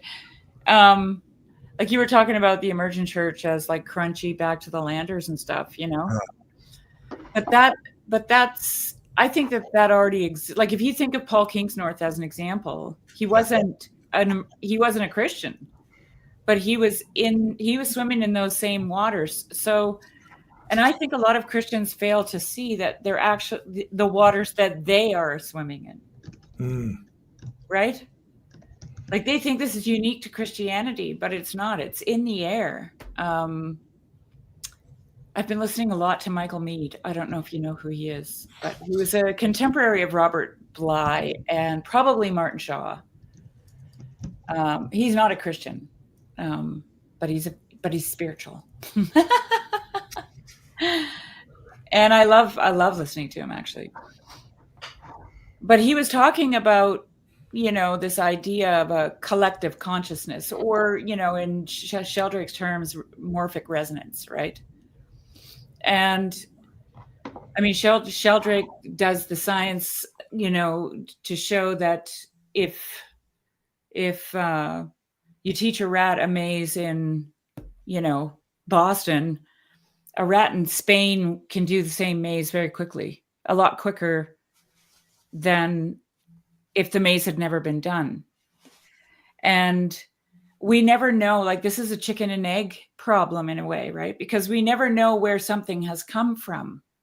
Do you ever notice that? Like, you're like, where did that come from? And I think that there is some validity to the idea that, because we're so connected spiritually,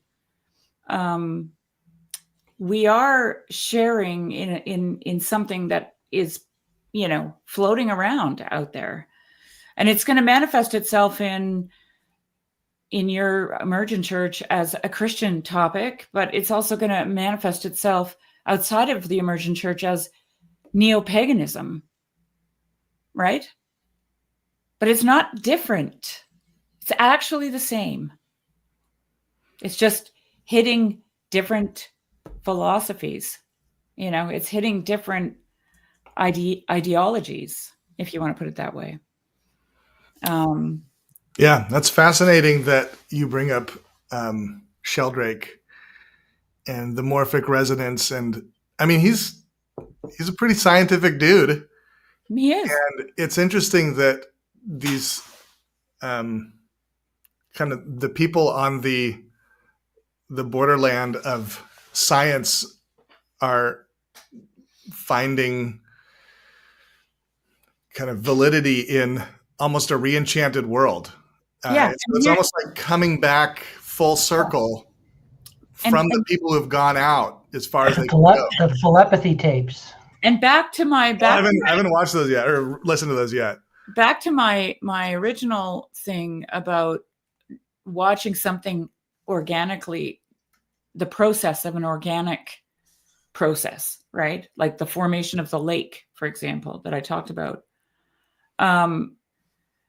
We think AI is a bad thing. We're just terrified of it, right? But if it wasn't for AI, there wouldn't be any research into consciousness. AI has actually pushed humanity into understanding what consciousness is. Oh my God, you are speaking my love language. Perfect. No, that was such an unexpected thing about this whole AI. It's either going to like save us or it's going to kill us. And then it's like, no, it's actually helping us become more human. That's by right. Forcing the issue. Like all of that shit that we thought was human is like not. So now what does it mean to be human? Right. And then all of a sudden, pseudoscientists like Rupert Sheldrake are making all kinds of sense. Yeah. And people are like, their ears are perking up. Yeah. Right. And then you've got Bernardo Kastrup, who's following the same line of thinking. And, I'm not saying anyone's going to have an answer or science is going to, deliver us the package and we're going to be able to just unwrap it and it'll be beautiful. I'm not saying that AI is a good thing. But what I am saying is that we don't know the effects, we don't know the future. We don't know the effects of these things on our lives. And they're oftentimes absolutely unpredictable, right? Everybody thinks AI is going to turn us into robots. But what if it actually turns us into anthropos, as St. Ignatius said? Truly human, right? I mean, one of the things that I see happening to young people, especially, is they're returning to a lot of hands-on ancient technique.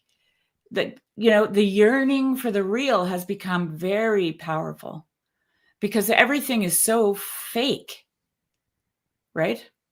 And I mean, that didn't start with AI. That started with shit being shipped here from Japan, honestly, and IKEA furniture. Like, it's been a long time in the making, right? So anyway, I just wanted to add that to it. Like, the two things that I think are that we miss a lot of the time is Christians think that when they hit this pinnacle of revelation, that it's unique to them. And I just want to say, no, it's not, actually. You're swimming in this shit. It's not unique to you, and it's manifesting all around you, but you're not attending, right? You're not paying attention to it. And it's so exciting if you just pay attention. Just watch it, you know? I mean, one of the things, I think it was Nathan Wood said to me once, because he came out of a pagan, neo-pagan, occult, Wiccan kind of background into Orthodoxy. And he was surprised at how many other people like that he met there.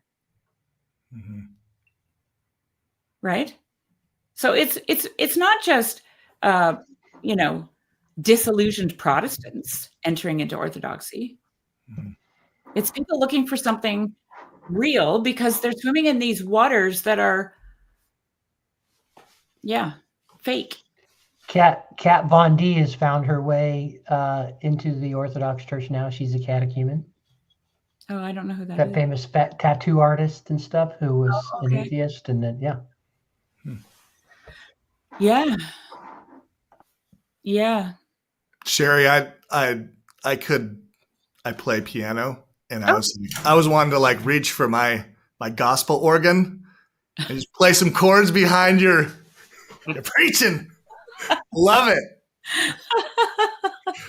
Oh my gosh. And I've just been called out for gushing in the chat.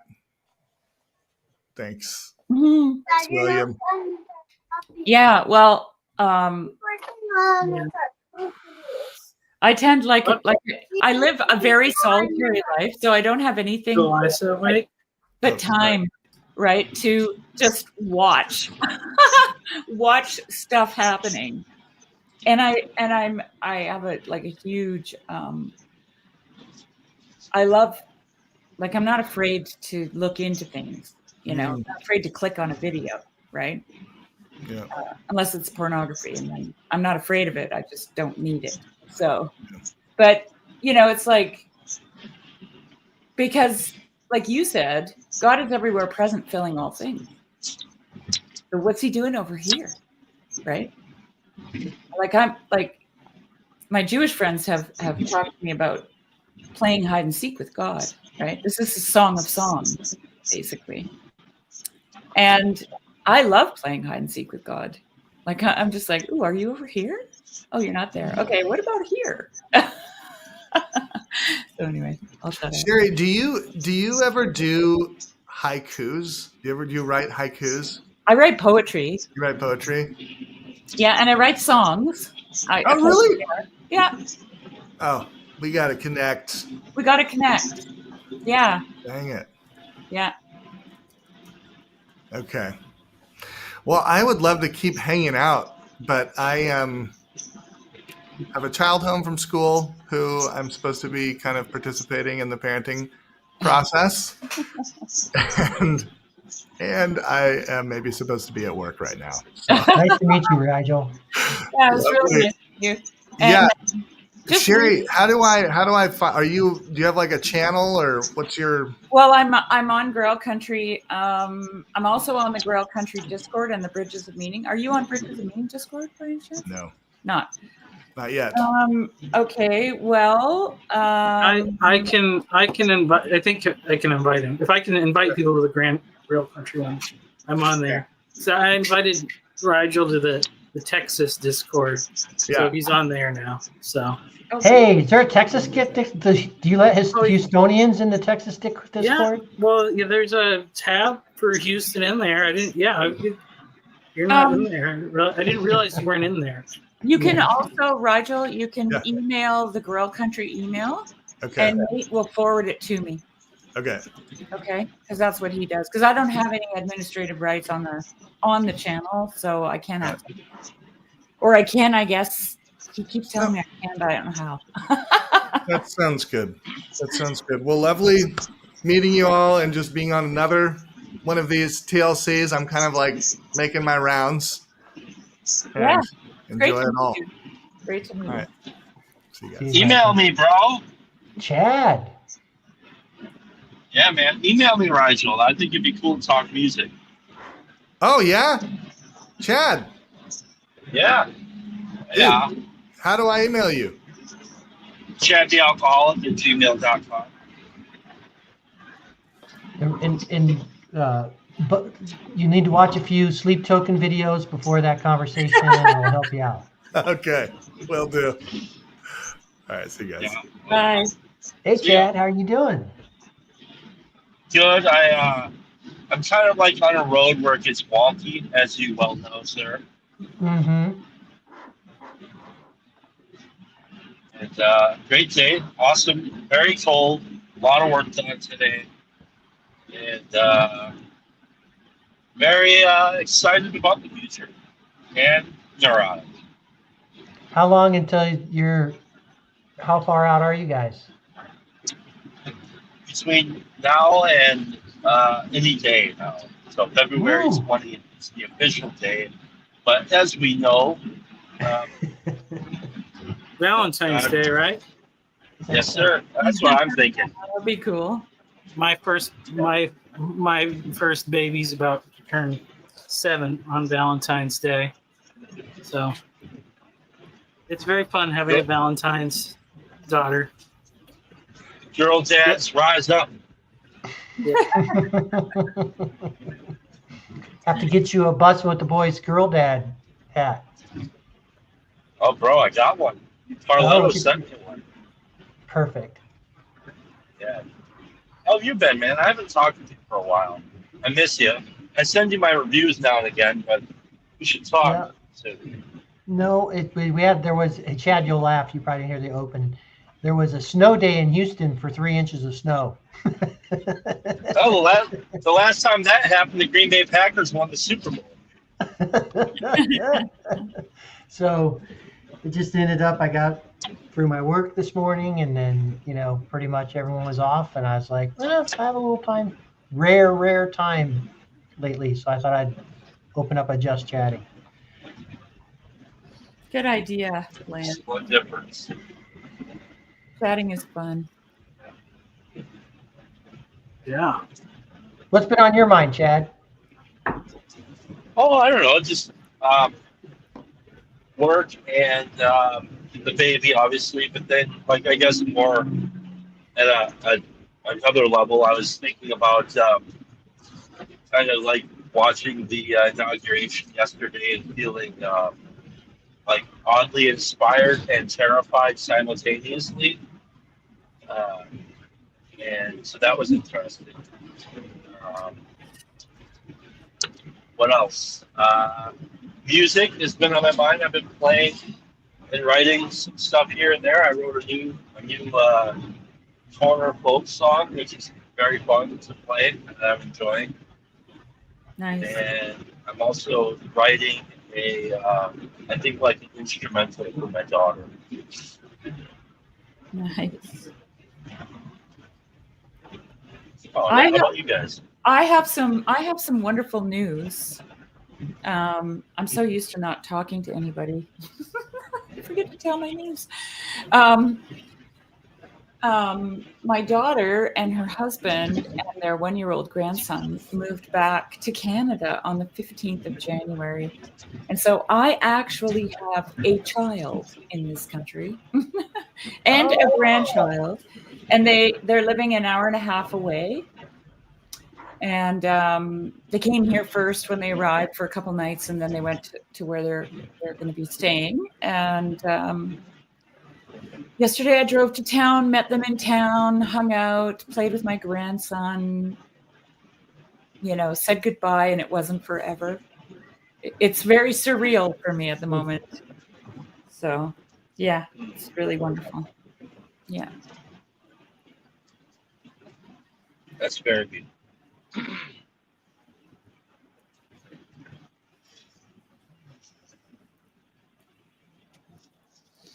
Yeah.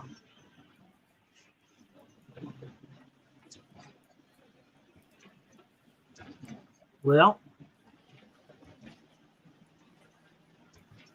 You all talked out, Lance? I'm just letting other people. Anybody else have anything they want to chat about? Not maybe. Oh, it's been 2.5 hours. It's probably a I good did- amount of time. Go ahead. I could tell more of my I emergent hit a dead stories. spot there. Sorry. Oh. Please do, Michael. Yeah. Oh, well, yeah. So I think the year or after I went to after high school, yeah, everybody was reading Blue Like Jazz, and then everybody was reading Wild at Heart, and I Yep, read both yep. of them, and I was like, you can't love both of these books the same, and there's a little bit of a little bit of discontinuity there. But then, and then Rob Bell, everybody kind of freaked out about him. I went and saw him one time, like a concert, give a talk. It was pretty fun, I guess. Then I think, I don't know. I followed those guys for a while, and then I remember like the specific time, I was getting like the podcasts of the Sunday sermons and downloading them on my computer and putting them on my iPod and listening to them. And then I listened to the one I think it was Donald Miller visited Rob Bell's church for Easter Sunday, and I was listening to it and I was expecting it to be really good, and it was really lame, and I was like, it's Easter Sunday, but I think that, and then it was just, that was the problem. There was all emergence and no transcendence. So they just didn't have anything anything special to say about the Sunday when Christ is risen. So I had a bunch of friends waned after that. So Michael, I had a bunch of my friends who were reading Black. Said, "Oh, go Lance, you got to read this book." I remember reading it, and I was like, "What the hell am I reading?" I did not like it. I was not a fan for whatever. It didn't strike a tone with. It didn't strike a chord with me. But there were tons of people around me who loved it. I liked some of his later books. I thought were better, but that one was not that great. Every time I would poke my head up a little bit into Christianity, there'd be a new book, and everyone would be talking about it. I remember the Wild at Heart one. All the girls were like, "I can fix him. I can fix my husband. I can fix my boyfriend. Here, read this, honey."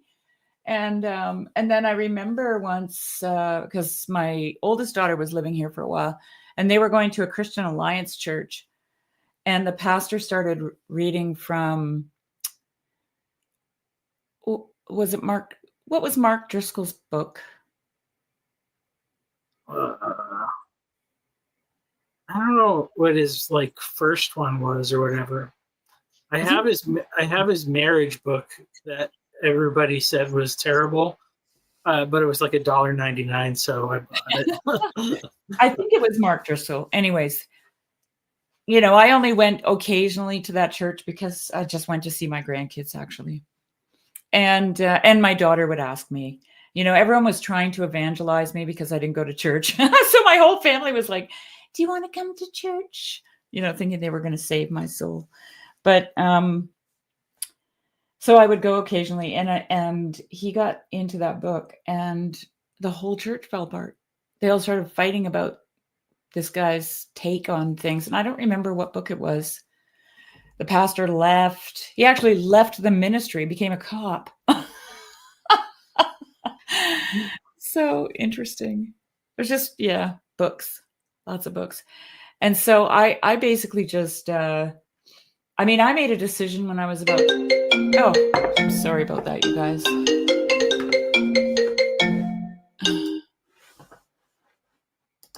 Hello. I got a FaceTime. When I was, 21 or something, that I was just not going to read Christian books. I'm going to have to leave. So see you guys.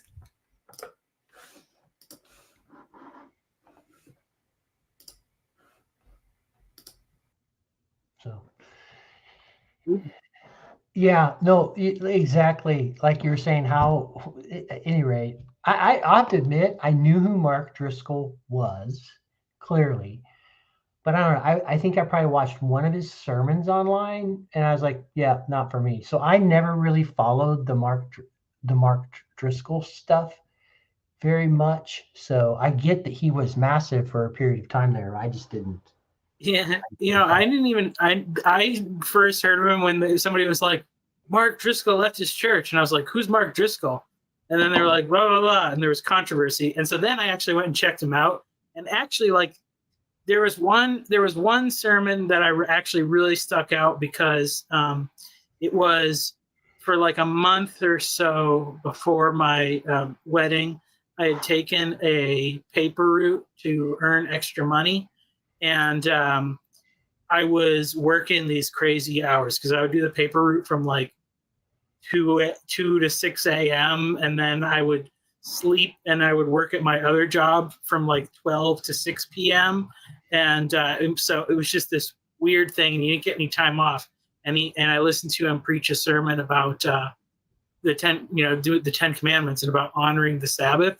And I was like, yes, I'm feeling this now. Now that I have worked for like 4 weeks every day consecutively with no full night's sleep, I recognize the wisdom of this command.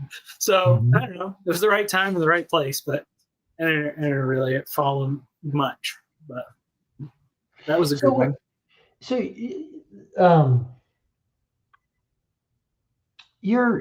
the church you're a part of now, like, if I remember, is it Baptist? Is that right? No, I mean, it was. Which, by the way, Baptist, there's lots of different types of. Yeah. No, it was a pretty like generic non-denom, not charismatic, but nobody, I think, cares about that. Like, nobody looks down on it. It just doesn't really happen that much. Right. Now we switched pastors, and our new pastor comes from an E-free background. So I guess we're kind of like an E-free church now. I don't know. Okay. Well, I did really realize I asked is because I'm down in Texas now, and just there's Baptist churches everywhere. Like, it's Baptist. Lots of Baptists down here in Texas. But again, when you say Baptist, I mean, what do you mean? Because there's Reformed Baptist, there's there's Charismatic Baptist, there's Baptist. That's a very clumsy term, right? Yeah.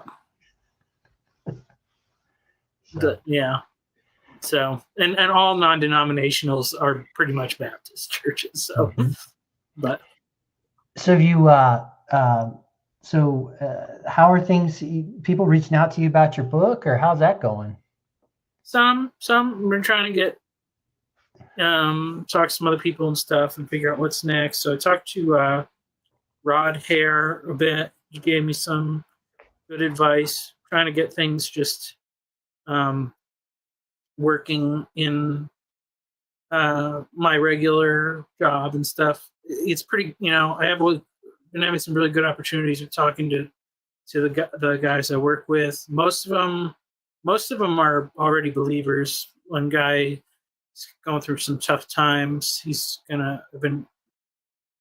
supposed to come to church this week with me. He didn't feel good, so he ended up going because he's been having some like health stuff.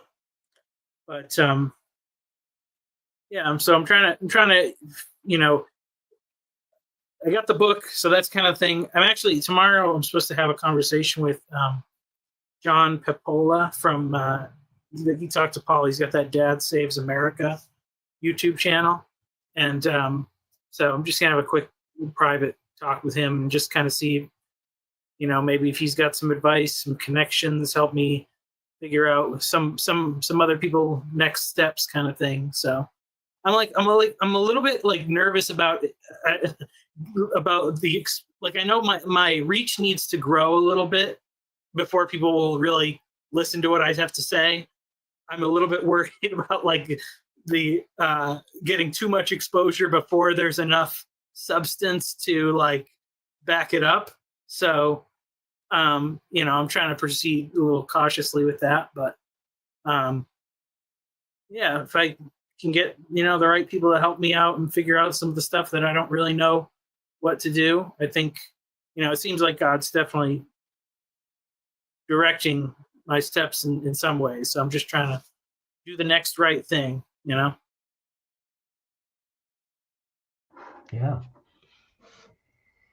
All right. Anything else to share about the Emergent stuff? What else? Anything else on your mind? Nah, All right. I'm good. All right. Well, I sent I just put a link out there if anybody else has anything they want to chat about. You can jump in here or speak now or forever hold your peace. Luke, is Luke behind or is he here? I don't know if he's listening to us right now or not. So he had shared, by the way, when he said, where did he basically said that he loved, where's he at? He loved Blue Like Jazz. I totally knew that he would love Blue Like Jazz. All right. Okay. Well, thanks for everyone. Oh, he just caught up. He's probably taking care of kids up there. So, all right. Well, here's Alan's he wants to come in. He's got something to say. Mm-hmm. How's it going, Alan? What's up, guys? No, I just wanted to jump in of maybe it's a nothing burger, but just I just am a big believer in like finding ways to like make like really easy content. And I found like like I feel like a lot of people in the corner want to make content or have some desire, but it's like there's a barrier of like, it's got to be good. Oh, it's a reflection of who I am. Like, I must become the Ubermensch before I tell my story. And it's like, I don't know. In comedy, you can say it's different, but it's really just the same. It's like I was really thankful when Facebook was big and you could just post Facebook statuses because you could just do little tweets and then all your friends had to watch them. And if they were funny, they'd get likes. And if they were bad, you'd be embarrassed and delete them later shamefully. But just that of like having 12 people give you a like was very much was motivating, and like putting yourself in a position to, to just get feedback. And that's like gold. You think like, oh no, I must, I have this thought of like, oh, it must be perfect. It must be really good. But, getting 5 likes on a post sometimes makes you feel really good. I had like a satirical newspaper for my college and, I don't know. I haven't looked at the page in a while, but I'm sure 16 likes was a huge day for me, but it did unironically make me want to post more, and so just, getting out there and making, I know that the phrase like digestible content,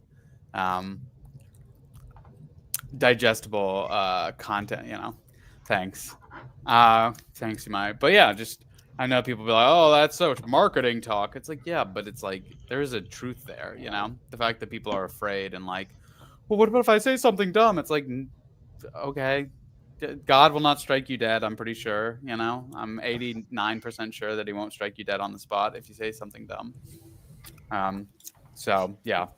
No, that's a little bit of a rant, but I don't know. It's self-motivation for me as well because I have an idea for a video that I've been stewing on and being like, well, if I added this, it would be so much better. But, of course, I'm just delaying.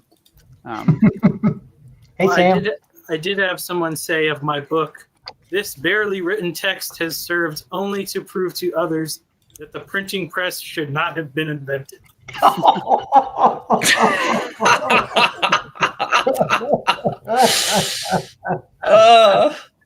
5 stars. 5 stars. I think that person just had a hard time navigating some of the patterns in the book, if you will. So, yeah. Okay. Yeah. That is funny that like, even especially with the corner, sometimes I'll like think like, oh, this is an insight, or like, oh, it's like a pattern. It's fractal, and I'm gonna be like, yeah, duh, everyone knows that, you idiot. And then other times it'll be like, oh, like I'll mention like, well, the Bible's like patterns, and you can see the patterns in movies, and people be like, you're talking about the Bible and movies that came out recently? What the heck? And I'm just like, It's like you have to remember, like sometimes what you're saying is trite and meaningless because other people have already watched all the Peugeot videos, and sometimes what you're saying is like mind-boggling and like nigh heretical because they're like, "What? The Truman Show, the movie with Jim Carrey, has biblical elements? That's crazy!" You know? Yeah. And so like, I always like. That's why everybody's got to go to normal church too. Like, it's so weird, and I try to like bring like drips and drops of this stuff into like the Bible study with the guys at my church or whatever, and sometimes it's good, you know. Sometimes it hits. A lot of times it doesn't. So yeah, no, exactly. It's that's funny when you're like it's funny like because sometimes you'll get a banger and people be like, oh my gosh, that's such an interesting interpretation of like. I was like talking about the woman at the well and how Christ becomes, you know, she says like, I don't have like a temple to go to, or I can't go to the top of the mountain. And I'm like, well, Christ is that bridge. And like, you know, Christ becomes that bridge for people so they don't have to go to the temple, and like he mediates for them. And everyone at Bible study was like, oh, what a banger point. I'm like, I'm a genius. I'm the smartest person to ever read the Bible.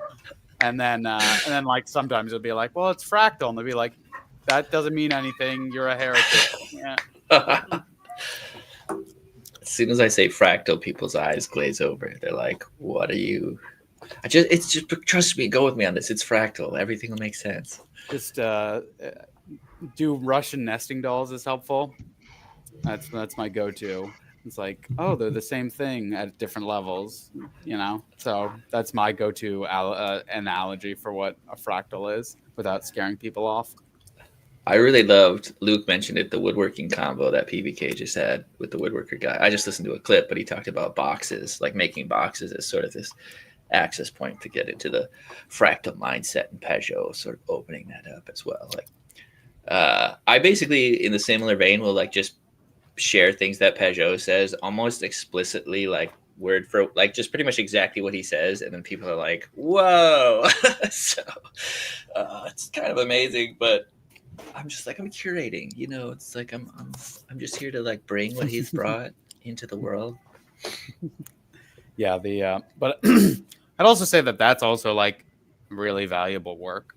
You know, I think everybody has this desire to be the original guy who says the thing that like blows everyone's minds, but it's like there's also just having fun and like memeing and joking and just like saying the stuff, you know, and just putting it out there. Yeah. Speaking of your low effort or low hanging fruit, maybe content move, I've been contemplating what a low hanging fruit, just sort of like corner hang that's all about more like the playful bits, the fun, just sort of hanging and chilling and having a good time might look like.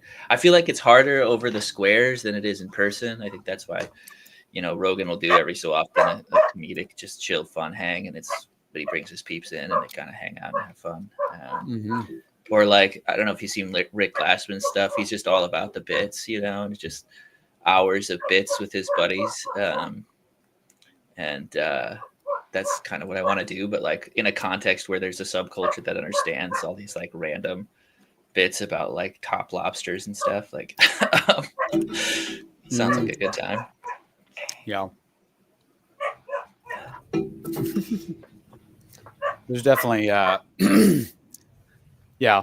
definitely starting to reach a critical mass where people can just like hang out and talk. I don't know if we're quite like we're close. You know, sometimes I feel like we're close, sometimes not. But yeah, I totally get that idea of just like once it's pervasive enough, you can just becomes like you're just in a friend group. Just, you know, you all know the lingo. You know, you all have access to what's being said. Yeah, C-Money, I have seen some of McMo's stuff. I haven't tuned super in, but I've seen a couple of his things, and yeah, he's that's kind of the vibe I'm pointing to. I did have an idea. You guys tell me where you know, this is the moment of truth. You can tell me if this idea sucks or not. I'll just stop you right there. It's a horrible idea, FYI. Thank you. Beautiful. Okay. I don't know if you wanted us to look at your chest or not, but sorry, I had something behind that. I was hoping it was just his chest. That was a little. Jeez. Well, you know, I want to do a like basically take the angle of being very like seriously doing a deep like symbolic literary kind of mystical analysis of CCM, like post 90s like Christian contemporary music, basically. Like basically take like the wow hits from like 90s 5 till like 2015 and just like go deep on like, oh yeah, like if I can't swim after 40 days in the crashing crash of the mighty waves, it's like, oh, lift me up so high, like okay, like again I fall, and just like go deep and like, oh well, like I wonder what he's talking about there. Like obviously it's like the chaos waters of like the Leviathan coming for him, and like, but like take it super seriously and like try and like get it. Like I have to like work on that angle to make it like both insightful and interesting and hopefully funny at the same time. Because I don't want to like offend. Like I really don't want to like genuinely offend people who like find a lot of value in that. Part of what I want to do is because I grew up in a Christian music only household, sort of redeem that idea and sort of almost like take the stuff that sometimes Caleb will turn on and my kids will be like listening to it and like try and like Caleb's one of those stations. I don't know if you guys have. Caleb. Yeah. Okay, it's like. I want to be able to hear those songs and be like, ooh, this is deep and interesting, because I had the idea of like, so depending on how you look at something, if you look at it like lovingly and like really try and lift it up, or if you look at it critically and like tear it down, it'll affect your almost like your experience of it. And it's like, I want to go through life practicing looking at things more laudatory. So anyhow. You know what I thought of that? Because, when Chad was doing his thing, he was looking for other flotillas. And I did find that there are a lot of channels that like to have like ongoing chat about WWE. And it would be kind of really cool if people in this corner like would watch it every week and pay attention to it. Right now, I've been going over, there's a guy at my church that loves it. And he invites me over for like all the big events. So I go over there whenever there's a big event. I don't watch like all the weekly, shows or whatever. But it is interesting because you even see like, oh, well, this guy was the heel and now he's the face, and like where the story arc goes. And that there's like parallels. I mean, you can't really escape it because it's just, there's only so many narrative structures, but you can be like, oh, this guy's doing like a King David arc right now, and he's going into exile, and like it would be pretty. I think it might draw a new element in if anybody else was up for the challenge. I could probably commit to doing it if I had a partner that wanted to watch every week. But because there's a lot of people that do just have like chats like this about the WWE on YouTube every week. I'm count me out. It's too cringe for me. I can't handle it. But if you guys, it's all right. You can find a partner. Go for it. You have to go through the valley of cringe to get to the meta modern sincerity where you can appreciate it. I mean, I only got there like a year ago, so. Well, like hearing Eric Weinstein talk about like kayfabe and all that, like it's sort of like it's like calling me in a little bit. It's drawing me to try and engage with all these layers and basically be like, well, when Trump was in the WWE, like basically like I wrote society is like 3 chapters in my book. If you want, if you email me, I will send you a copy. So shoot, about the WWE. Yeah. About Did you grow up watching it? I watched it when I was a kid, like a little kid, and then when I was like 10 or something, I was like, oh, it's fake, okay, and then like you stop watching it. And then, like, it was because when Paul had that guy Landau that does it, like he's an indie wrestler in Israel, and he was talking all about like the way that it works, like because most of the fans really are like in on the thing. Like there isn't, except maybe for little kids. Like little kids are the only ones that just watch it and think it's real. But it's like, I don't know. I guess people just get caught up because they think it's supposed to be sports, so it's supposed to be competitive. But really, it's like it's theater with action, right. And that's what it is. So if you think about it that way, it makes a lot more sense. But yeah, it was definitely an interesting thing to kind of learn about, because I can see even like you could probably use the principles in different ways. Like it doesn't have to be just wrestling, but it is kind of give you that, like, you know, it's an embodied way of trying to like live through these roles and stuff. And I actually made like a 2-hour cut up of all these like wrestling biographies to show like what an interesting like transformative effect it even had like on the people that did it. But it was all got copyright struck. So I have it, but like someday I'm gonna like stream it on Twitter or something and let it just the one time let people see it, but YouTube wouldn't allow it. So you guys can, all right, I like you guys these can more combine content ideas. your symbolic wow and WWE, where you could talk about 90s Christian CCM lyrics and how that applies to the current story arc. Is Roman Reigns still rolling, Michael? Is Roman Reigns still around? yeah. When I was a kid, my dad used to take me to a lot of, and this was pre-WWE, so I went to a lot of live wrestling. It was the AWA, it was like the Gagne brothers. It was kind of that northern group or whatever. I loved it. I thought it was amazing. And so I did participate in it. And then my boys got into it for a little bit, and they were really into John Cena. And so I took them to a live event. It's fun. Like actually the crowds really get into it. It's a fun thing to participate in. I don't do it much anymore. So instead of like symbolic world, you could do symbolic WWE, Michael.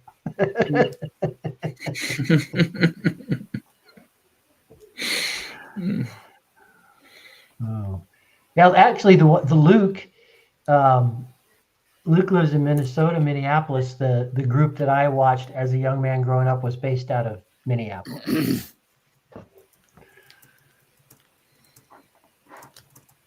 All right. Well, guys, I got to head out. So I appreciate everyone jumping in. Thank you. Nice to meet you, Sam. It's always good seeing you, Alan. See you, Lance. See you, All Michael. right. Nice See ya. meeting you, Sam. All right. Yeah. Jesse Ventura, Mad Dog Bashan, Luke, you bet. Take it easy, everyone.